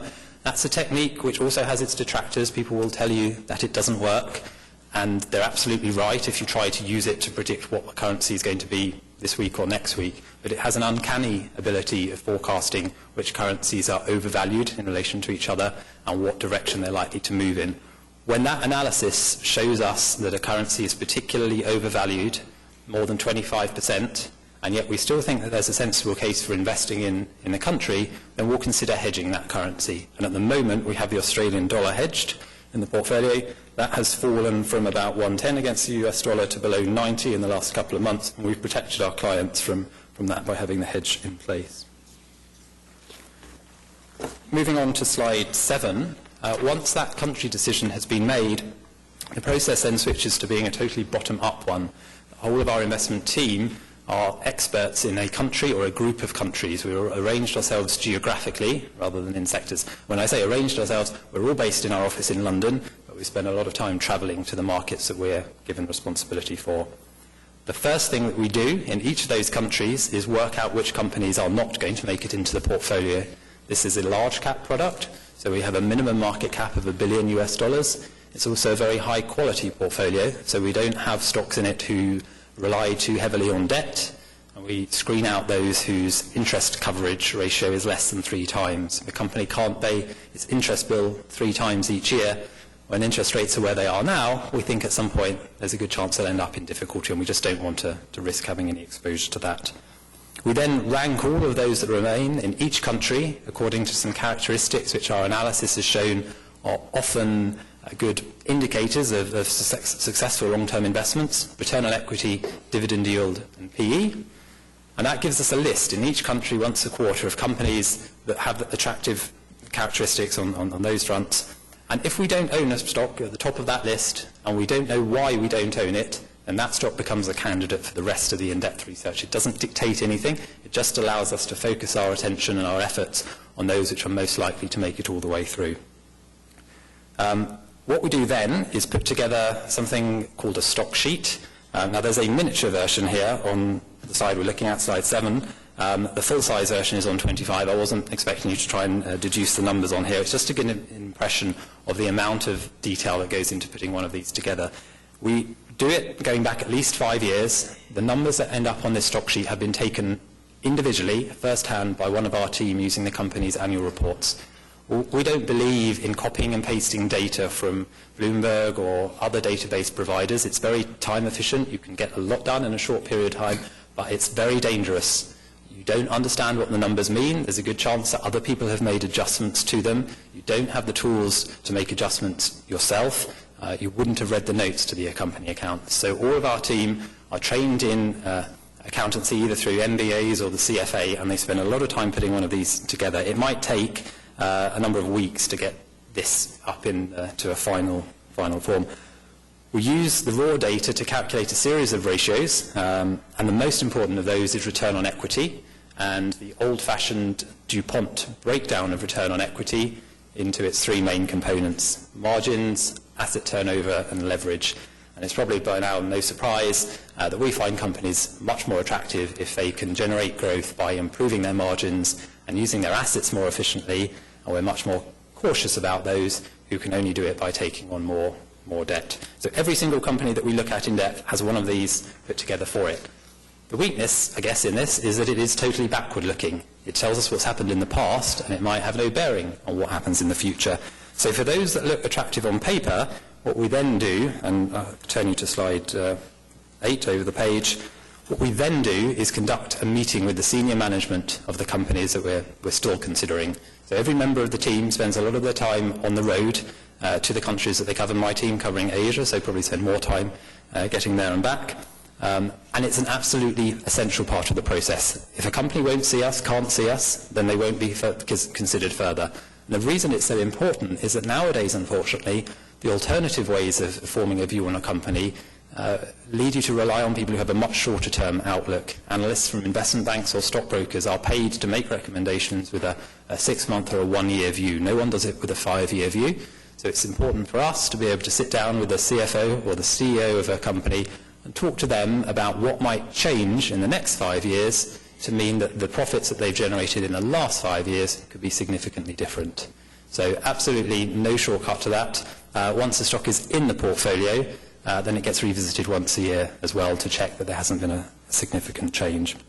When we get back to the UK, to our office, the team spend some time making the only forecasts that we do in the stock selection process. They're in that top coloured box on the top right-hand corner of the first page, and all we do is forecast return on equity and how much of that return the company reinvests in itself. If we can do that accurately over a 5-year period, it allows us to calculate what earnings per share growth will be for that company.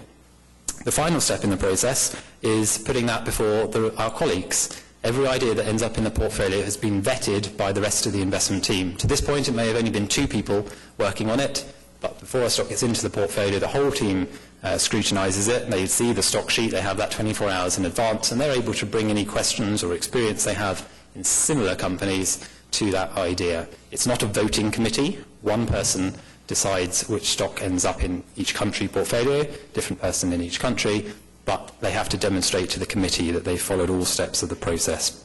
We use style research as a way of checking for any unintended biases in the portfolio. As we only have one international equity portfolio and we're all managing it in the same place, using the same process, we don't typically end up with any unintended biases, but we do use that tool to make sure that nothing surprises us. We get asked also what causes a stock to be a sell. How do you remove a stock from the portfolio? Why would you do that? In essence, what goes on all the time is a constant competition of ideas.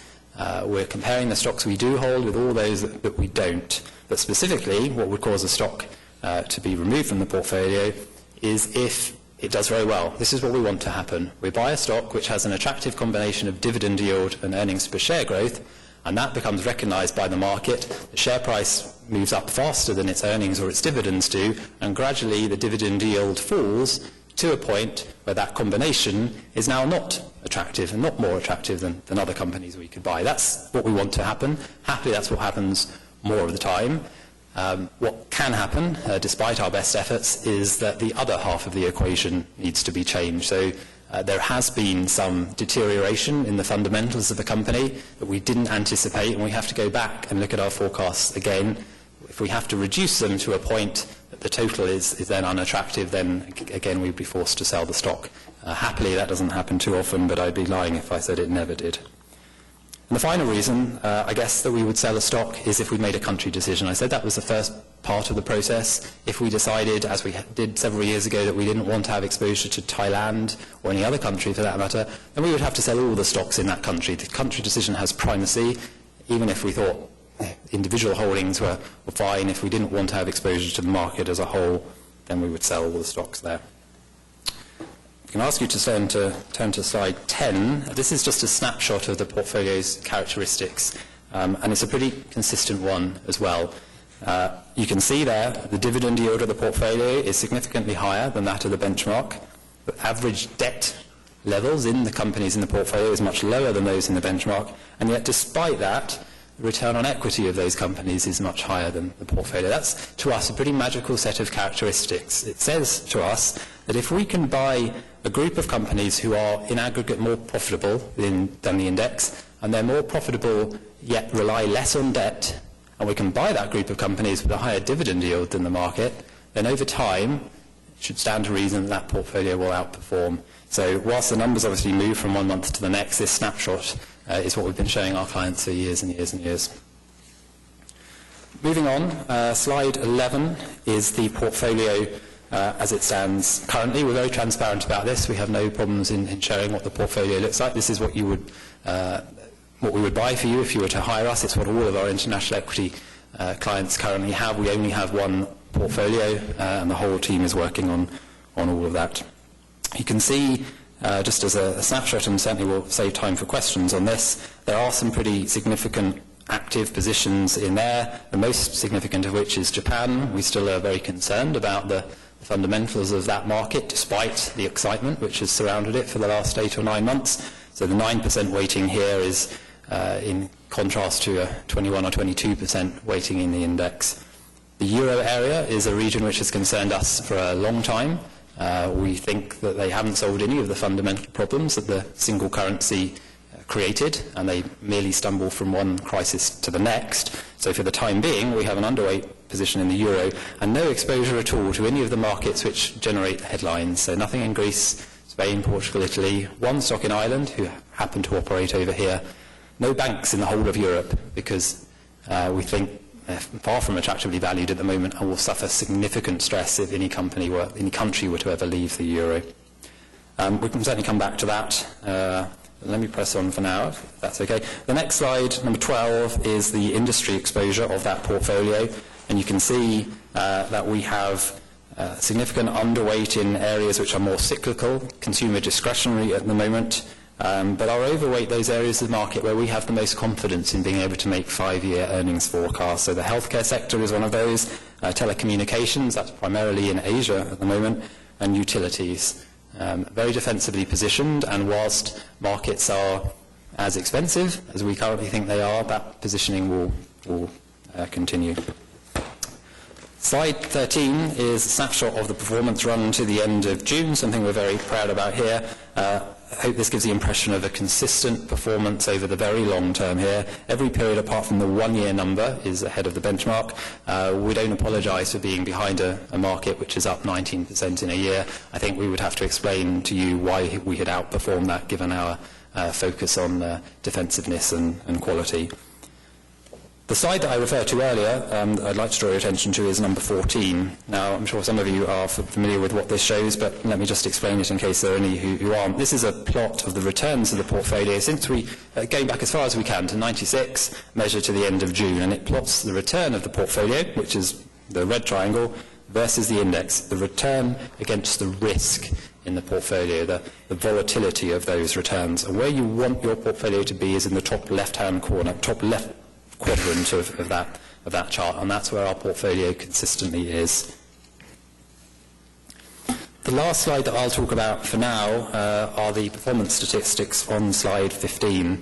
I mentioned our focus on downside capture, protecting the capital of our clients. That results in a downside capture here measured over 17 years of 61%. That means for every $1 that the market falls, our portfolio only falls by 61 cents. We think that's pretty much the lowest in the market for this type of product, and it's something we're very proud of. You can see that the upside capture isn't 100%, but it doesn't need to be. You put the two together and you generate the return stream that we have.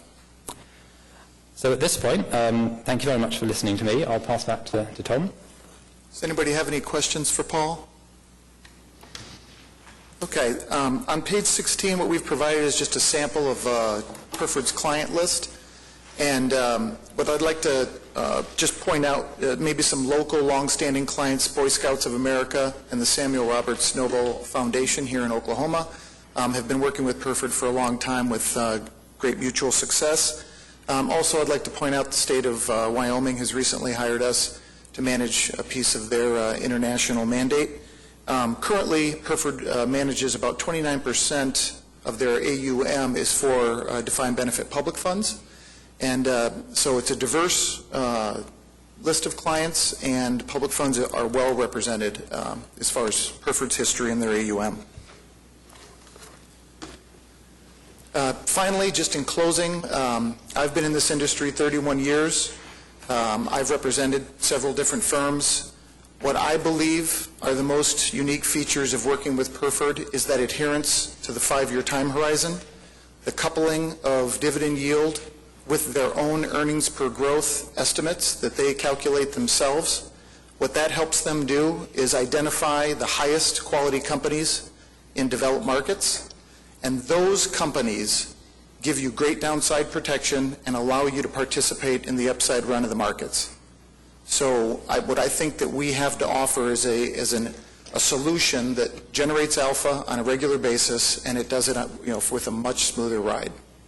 Having said that, we would love the opportunity to work with you all as a client, and if anybody has any questions, please share. Any board members have any questions? Jason, do you or Andrew have any questions? Okay.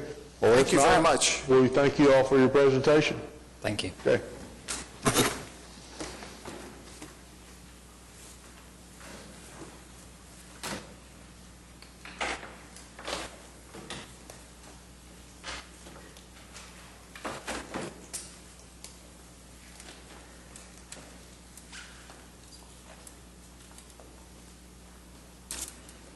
Okay, item 4 is discuss or select the international manager. Jason, you're on, sir. Just a couple things I want to point out for see if there's any questions. In our book, if you turn to page 9, just looking at market cap breakdown, one of the things that is important when we're looking, obviously, this discussion is occurring because of organizational changes and turnover at GMO on your international value manager. So we're looking at all 3 of these managers are international value. We need to keep in mind that we're trying to complement what else you have on the non-U.S. equity side. So Harding Loevner is a growth-oriented international development manager. That strategy tends to be much more large-cap oriented, high-quality, large-cap companies. And then you do have dedicated emerging market exposure now with Von Tobel and Wasatch. As we look at this, just within the EFI space, how these managers would complement one another. If you look at Lazard in the middle, their portfolio is going to be very different than the others. They're much, while Causeway is all cap, Lazard truly is all cap, and they had a slide in there that showed how they will move up and down. But they've got about 60% of their portfolio in an area that we think is very inefficient, which is a good thing, very ripe for generating excess return. If you look at the $1.5 billion to $15 million, so almost the small to mid-cap market. And we think that is attractive and a good complement relative to Harding Loevner. The other, just from a differentiating standpoint, if you look at Pierford, the last manager, they're going to be much more defensive, as you saw from their statistics. They're going to have the best down capture, meaning they really protect in down markets, but they are not capturing a lot of the upside. As we think about your portfolio, not just the international, but the portfolio as a whole, you've got a lot of defense built into the portfolio from a strategic allocation level. So that might be a little bit more defense than is necessary. While we're big believers in protecting on the downside and losing less, we also you do need to get some of that upside. The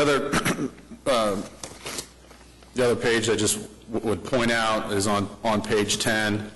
And this speaks to that, and just showing where these managers would fall out. And Randy, to your question to Causeway about risk and return, this is just plotting over a 10-year period risk and return. Lazard has the highest 10-year return. They're C on here, the little green dot. From a risk standpoint, about the same. It is really the same, slightly lower standard deviation. Or this is on, I'm sorry, page 18. I'm looking at the title of the slide, 10-year risk return.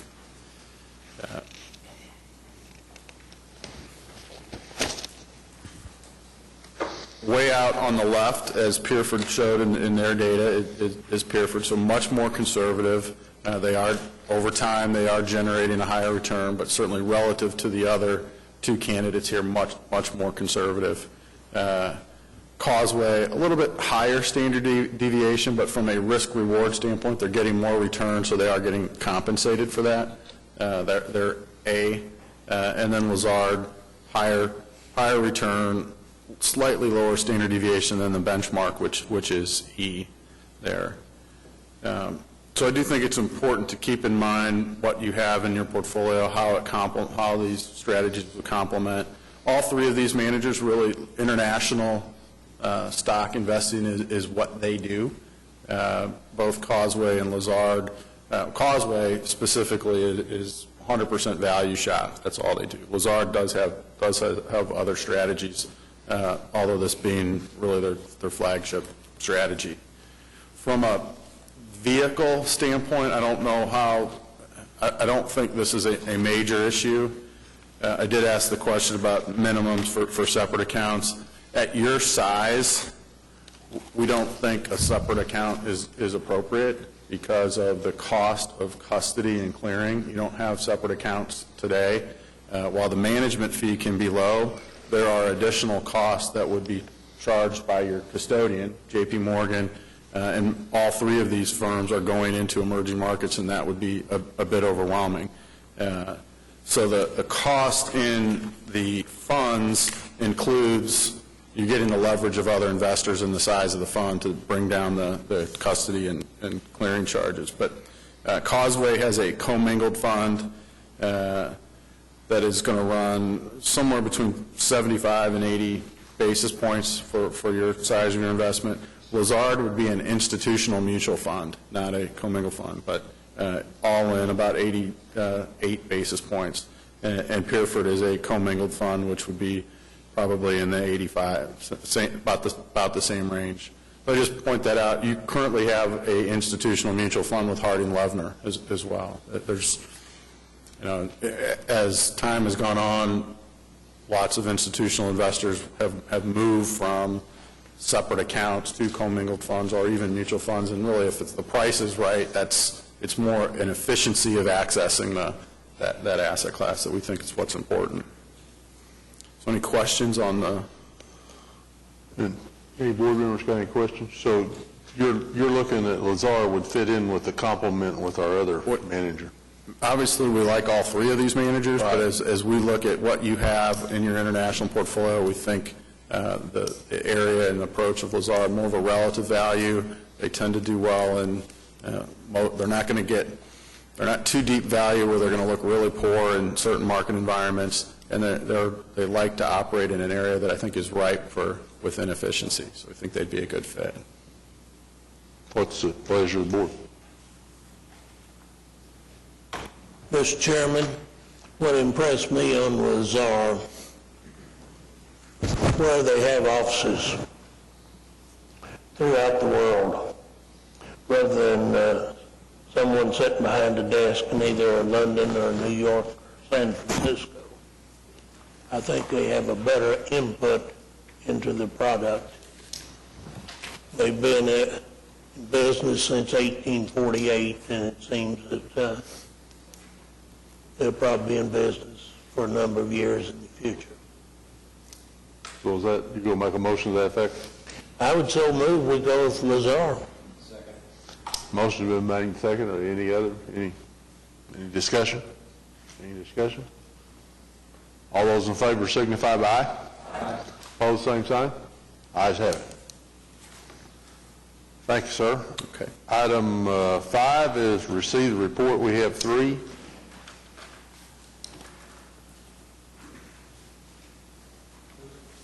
Motion been made. Is there a second? All those in favor signify by aye. Opposed, same sign. Ayes have it. Item 6. Turn the screen down. Oh, which is 3? The very first one. This one here? Yes.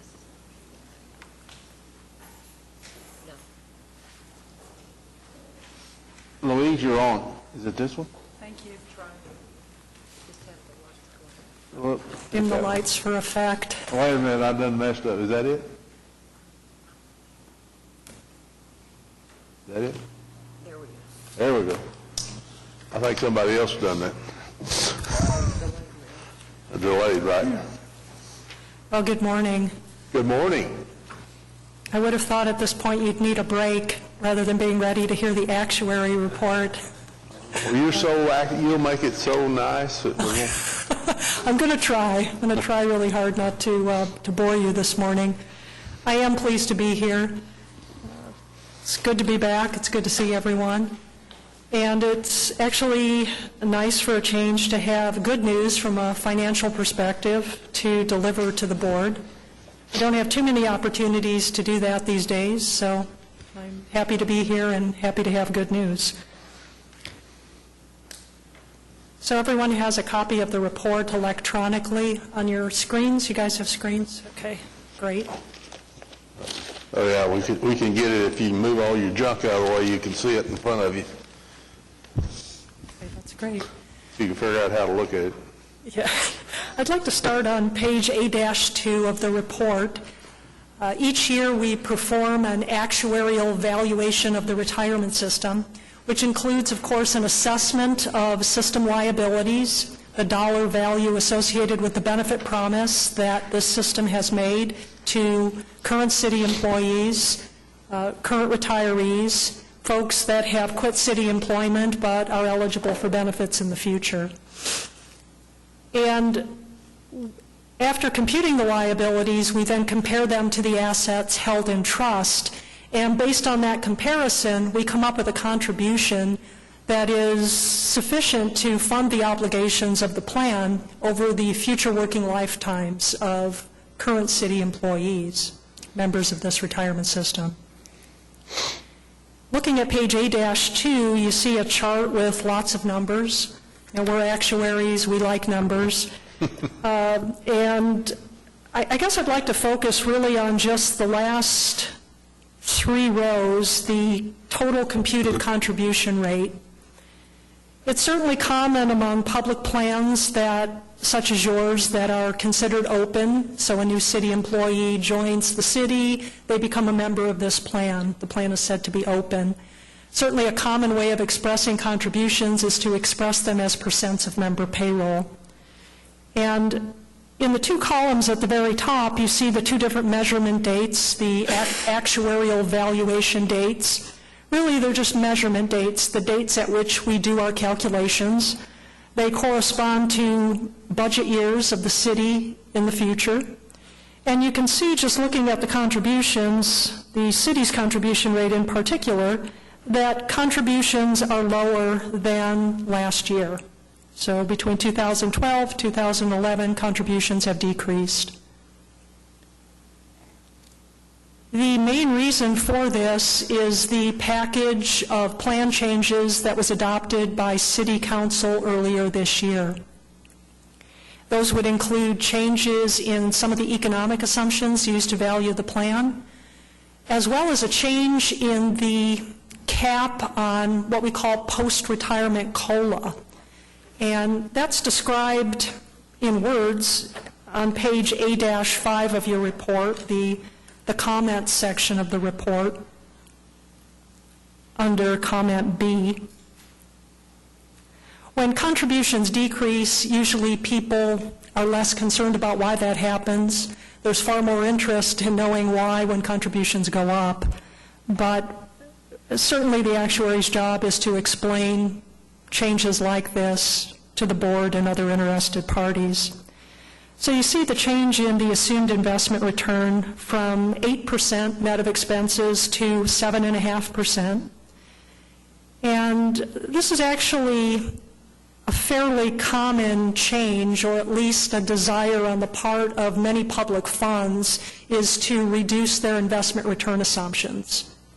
I'd have to say most systems that we work with, it's sort of a difficult thing for them to do, because when you lower your assessment of future investment income, the value of liabilities increases. They're inversely proportional. And so as much as systems would like to make this change these days, and over really probably the past 5 to 10 years, most are not able to do it because of the cost associated with making the change. But in your system, the change in post-retirement COLA, and to some extent changing wage inflation, was really sufficient to result in a reduction overall in retirement system liabilities. That change in post-retirement COLA really changes the maximum adjustment to retirees' pensions from up to 4% a year down to 2% a year. So this package had a pretty significant impact on liabilities and, of course, the corresponding contributions. But in addition to that, there was also some what we call favorable experience. As actuaries, we make lots of assumptions about the future. You really have to in order to value system liabilities, which are paid many years in the future. And part of that package of assumptions as of the last measurement date would, of course, not anticipate any of these changes. They weren't approved until earlier this year. But part of those assumptions included post-retirement increases of up to 4% a year. And in 2012, there was no post-retirement COLA paid. So that generates what we call favorable experience. We anticipated a payment being made to retirees. One was not paid. As a result, our assessment of liabilities is more favorable than anticipated. That favorable experience helps to drive contribution rates down. So they're actually somewhat lower than what we had anticipated when we had done the studies. So certainly good news. Interestingly enough, the investments were not a major source of experience during 2012. And the investment experience, we could start, I guess, on page B-3 of the report.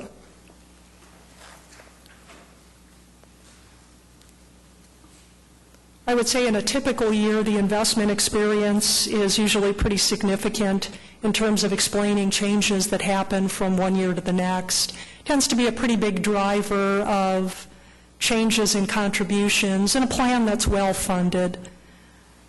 But B-3 of your report shows the financial statements of the retirement system during the 2011 and 2012 plan years, which are calendar years. And you can see the contributions coming into the system by employees or plan members and city contributions, as well as the investment income that has been generated by the trust, items C1 and C2 and 3 as well. So the investment income was about $61 million. And then you see the expenditures of the fund, about over $24 million in benefits paid, refunds of contributions, and then the expenses of the fund.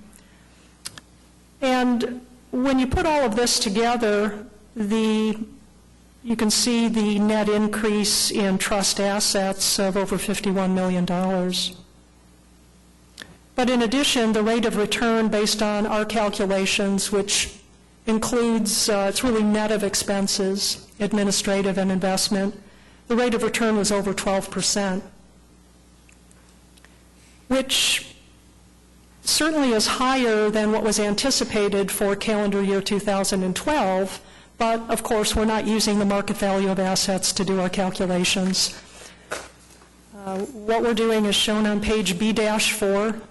What we do is consistent with what most public fund actuaries do and consistent with practices maintained by most public funds. And page B-4 shows the development of the smoothed asset value or the actuarial value of assets. And you can see at the start of the year, the funding value about $514 million. We take into account with item D, things that are not related to the investments, so contribution money coming in, benefit payments going out, things like that. We also take a look at the investment income that the fund sees net of expenses, that's item E1, so almost, it's over $59 million. But what we had anticipated for the period, again based on prior assumptions, was over $40 million. So the difference is what gets phased in, and it's phased in over a 4-year period. But because of last year's performance being below actuarial assumptions, coupled with the favorable experience from the other 2 years during the period, the result is item F5. It's almost a wash when you add up all the pieces of investment gains and losses, if you will, from an actuarial perspective over the period. And the result, item I, is really the return that we recognize for the purpose of this report. It's consistent with expectations. So not really much impact from your investments, at least during 2012.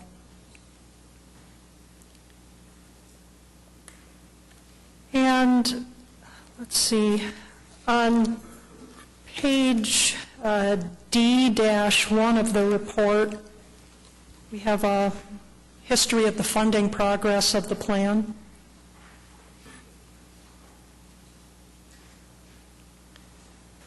So on this page, what you can see are, again, lots of numbers as a function of time.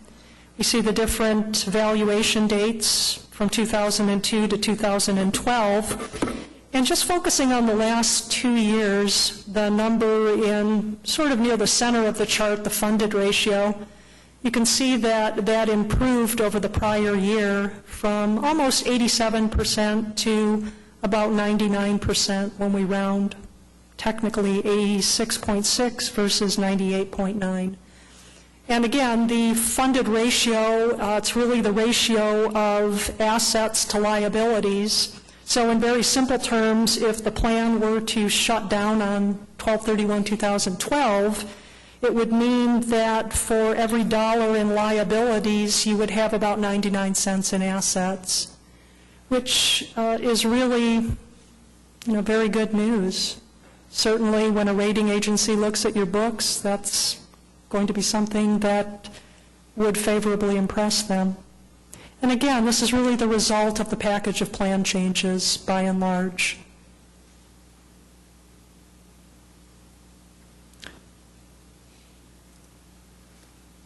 So that really concludes my presentation. I think it covers the main points that I wanted to make. Are there any questions or comments from the board? Any board members got any questions? Yeah, Louise, on page B4, line E2, how is that number calculated? Good question. I think in the future what we'll do is put the formula in there, Craig, to make it easier. But it's 8% of the average funding value during the course of the year. So it would be item A plus half of D multiplied by 8%.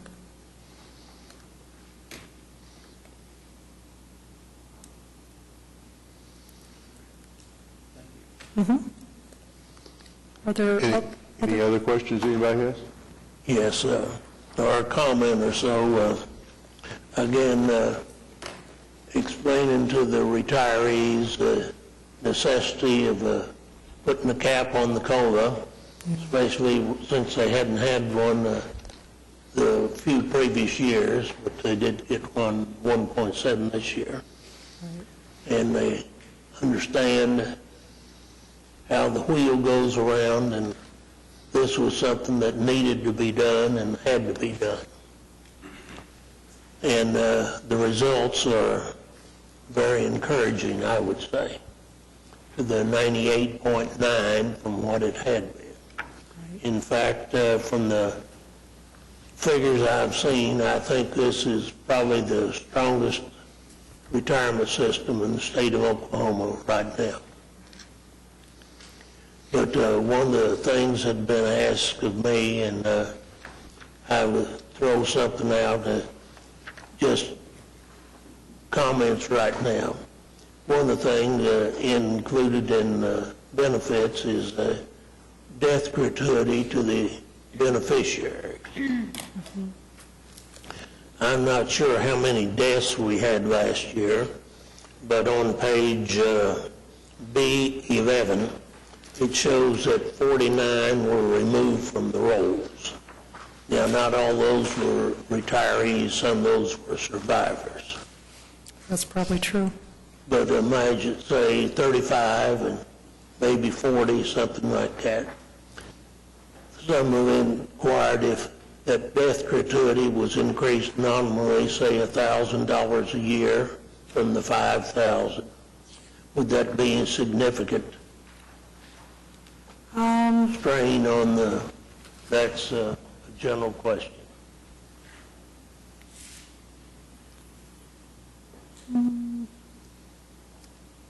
I think in order to respond to the question, we would have to do a little work to determine the impact of such a change.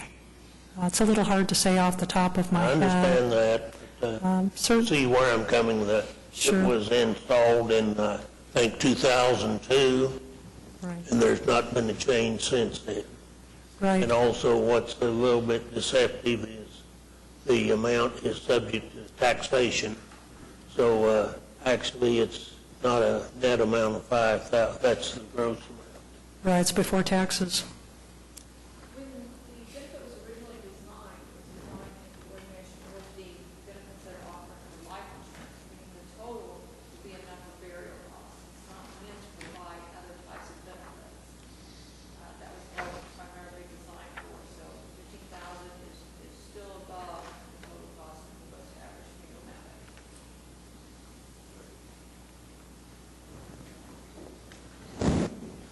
Any other question? Any other questions, Louise? Yeah, Yes, sir. Louise. Go ahead, Jim. Oh, sorry. On A6, and I'm sorry, this may not be a question for you, this may be more for Renee. Comment E, will that be addressed in the experience study that we're doing now? Yes. So we are addressing that. Yes, thank you. I probably should have commented on that. I wanted to be merciful. You know, I appreciate what it's like to listen to an actuary for 30 minutes after you've listened to money managers all morning. I understand. But we will take a look at the impact of mortality changes. And what we want to do is take a look at what's happening in the state overall. And to the extent that some of the bigger systems in the state are seeing improvement in retiree lifetimes, we would likely make a similar change to your system. The upshot of that would be almost certainly an increase in cost. So we would like to look at other things as well, really in an effort to kind of balance out the impact of everything and come up with a package that would be reasonable from an actuarial standpoint, but also not create a challenge for budgeting. And we plan to have a report ready for the board later this year, the November or December meeting. And also on comment F, optional review factors used for optional forms of payment. What is that?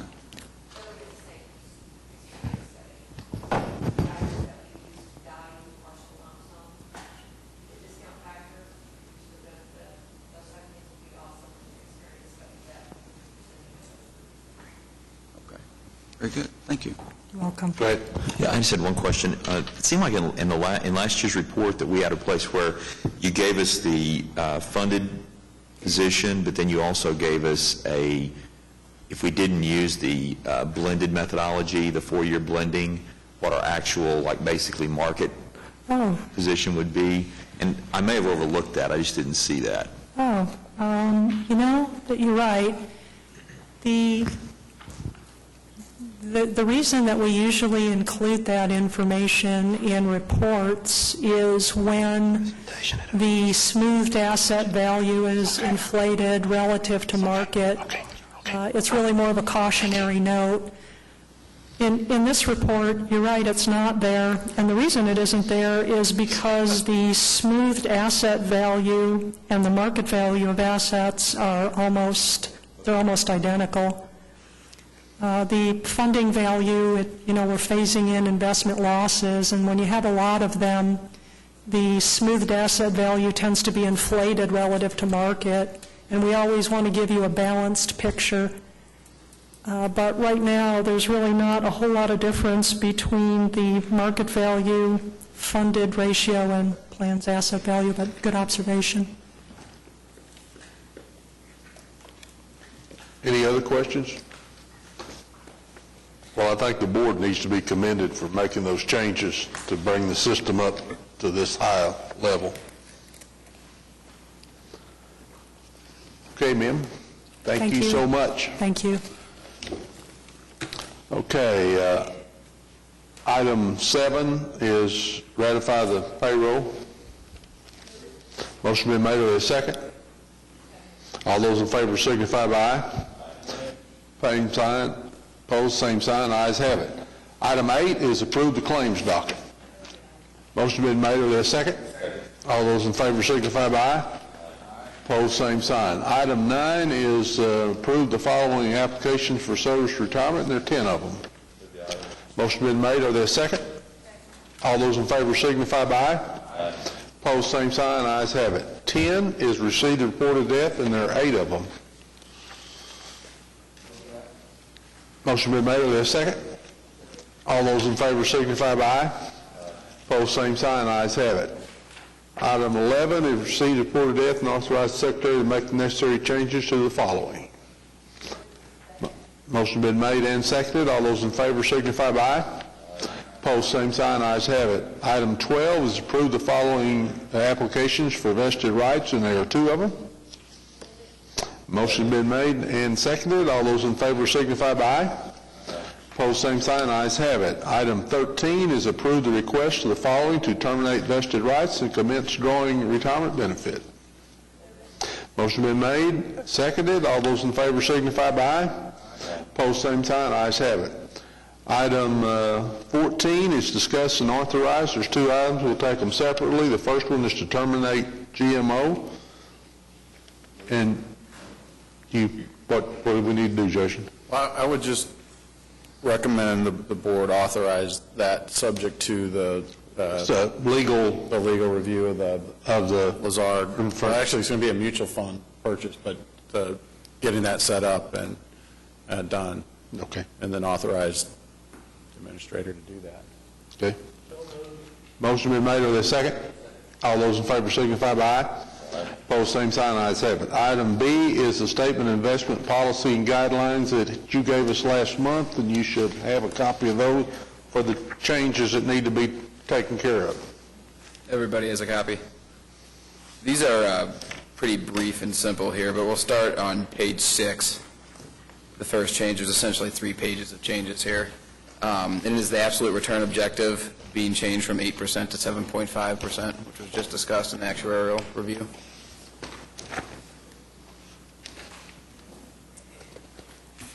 Then flipping ahead to page 9 would be the second set of changes. This looks messy here, but it's really not too many changes. Essentially, item B and C used to be combined. We simply added REITs to item B. Equity securities, so mean common stocks or equivalent, including REITs. Real estate investment trust makes up a pretty sizable amount of the Russell 2500 index, which this manager is benchmarked against. So we feel like that makes sense there. And then we're breaking out separately ADRs or convertible stocks, and they are limited to 10% of the entire portfolio. This language was in the IPS prior to this. It's just we've broken them apart and sort of clarified it a bit. Item D, no changes. We just added another item there, working down the line.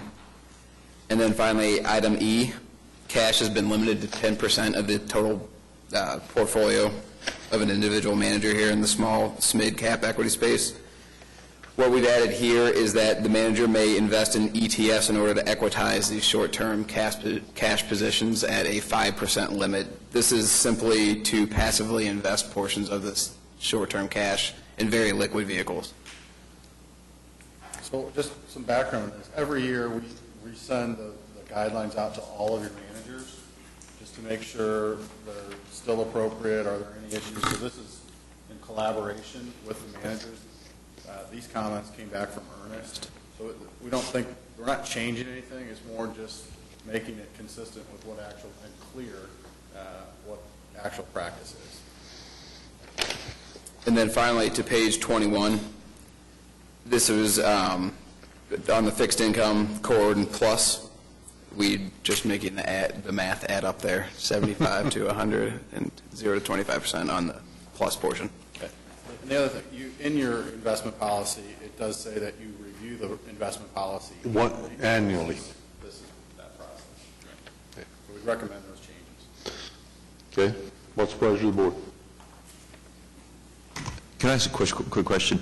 On the change on page 5 on the assumed rate of return, is that common that you just keep those in line with what we do on our actuarial assumptions? Well, it's tied to that. I mean, that's- Okay, so it just links to that to Right. describe what we're expecting then? Okay. Yes. So it doesn't really change strategy, it's just recognition of what our If we did- expectation is? If we ran the asset allocation over a long-term time horizon, the median return is going to be above that. It's not, we're not changing what we're doing with the portfolio. We're just saying, as an objective, your primary objective is to meet your required rate of return assumption. Right. As established by you in the actuary. A secondary return objective is to outperform the policy, and a tertiary objective is to outperform peers. Okay. We need a motion? Motion been made and seconded. All those in favor signify by aye. Opposed, same sign. Ayes have it. Okay, item 15. Jason, now you're on the... Well, just like Louise said, I know it's now noon, so I will be very brief. Just, I won't go through the reports, but July was a good month. The fund was up about 3%. Now one-year returns are up about 14.7%, the trailing 1 year, out of the policy index. 10 years, now back up around that 7%. But I think the most important thing is, as you saw today and what we just discussed, really the primary objective of any pension plan is to be as close to fully funded as possible. We don't state that in the investment policy, but that's really your objective, and that's where you are. So the portfolio has been doing, your investments have been doing what we would expect them to do, not just from a return standpoint, but from a risk. The risk is lower than the policy index and has been consistently. And having lower volatility on the asset side also lowers volatility on the liability side, lowers volatility of contribution rates, hopefully. So from an investment standpoint, the portfolio is doing what we would expect. Just on this international piece, your international managers, GMO and Harding Loevner, are currently underweight about 1.8%. So as we get things set up, we will also work to rebalance those back to targets. They're each supposed to be at about 5%. I just suggest we do that. Okay. Anything else? Do any board members have any comments? Other than to remember the conference up in Tulsa, so if you haven't got with Renee, you need to if you want to go to that conference in Tulsa. I'm trying to think, September the 25th, is it? 25th, 26th? I think that's right. I'm not for sure. But get with her and if you want to go. Other than that, any board members have anything? If not, we are adjourned at 12:07. Thank you.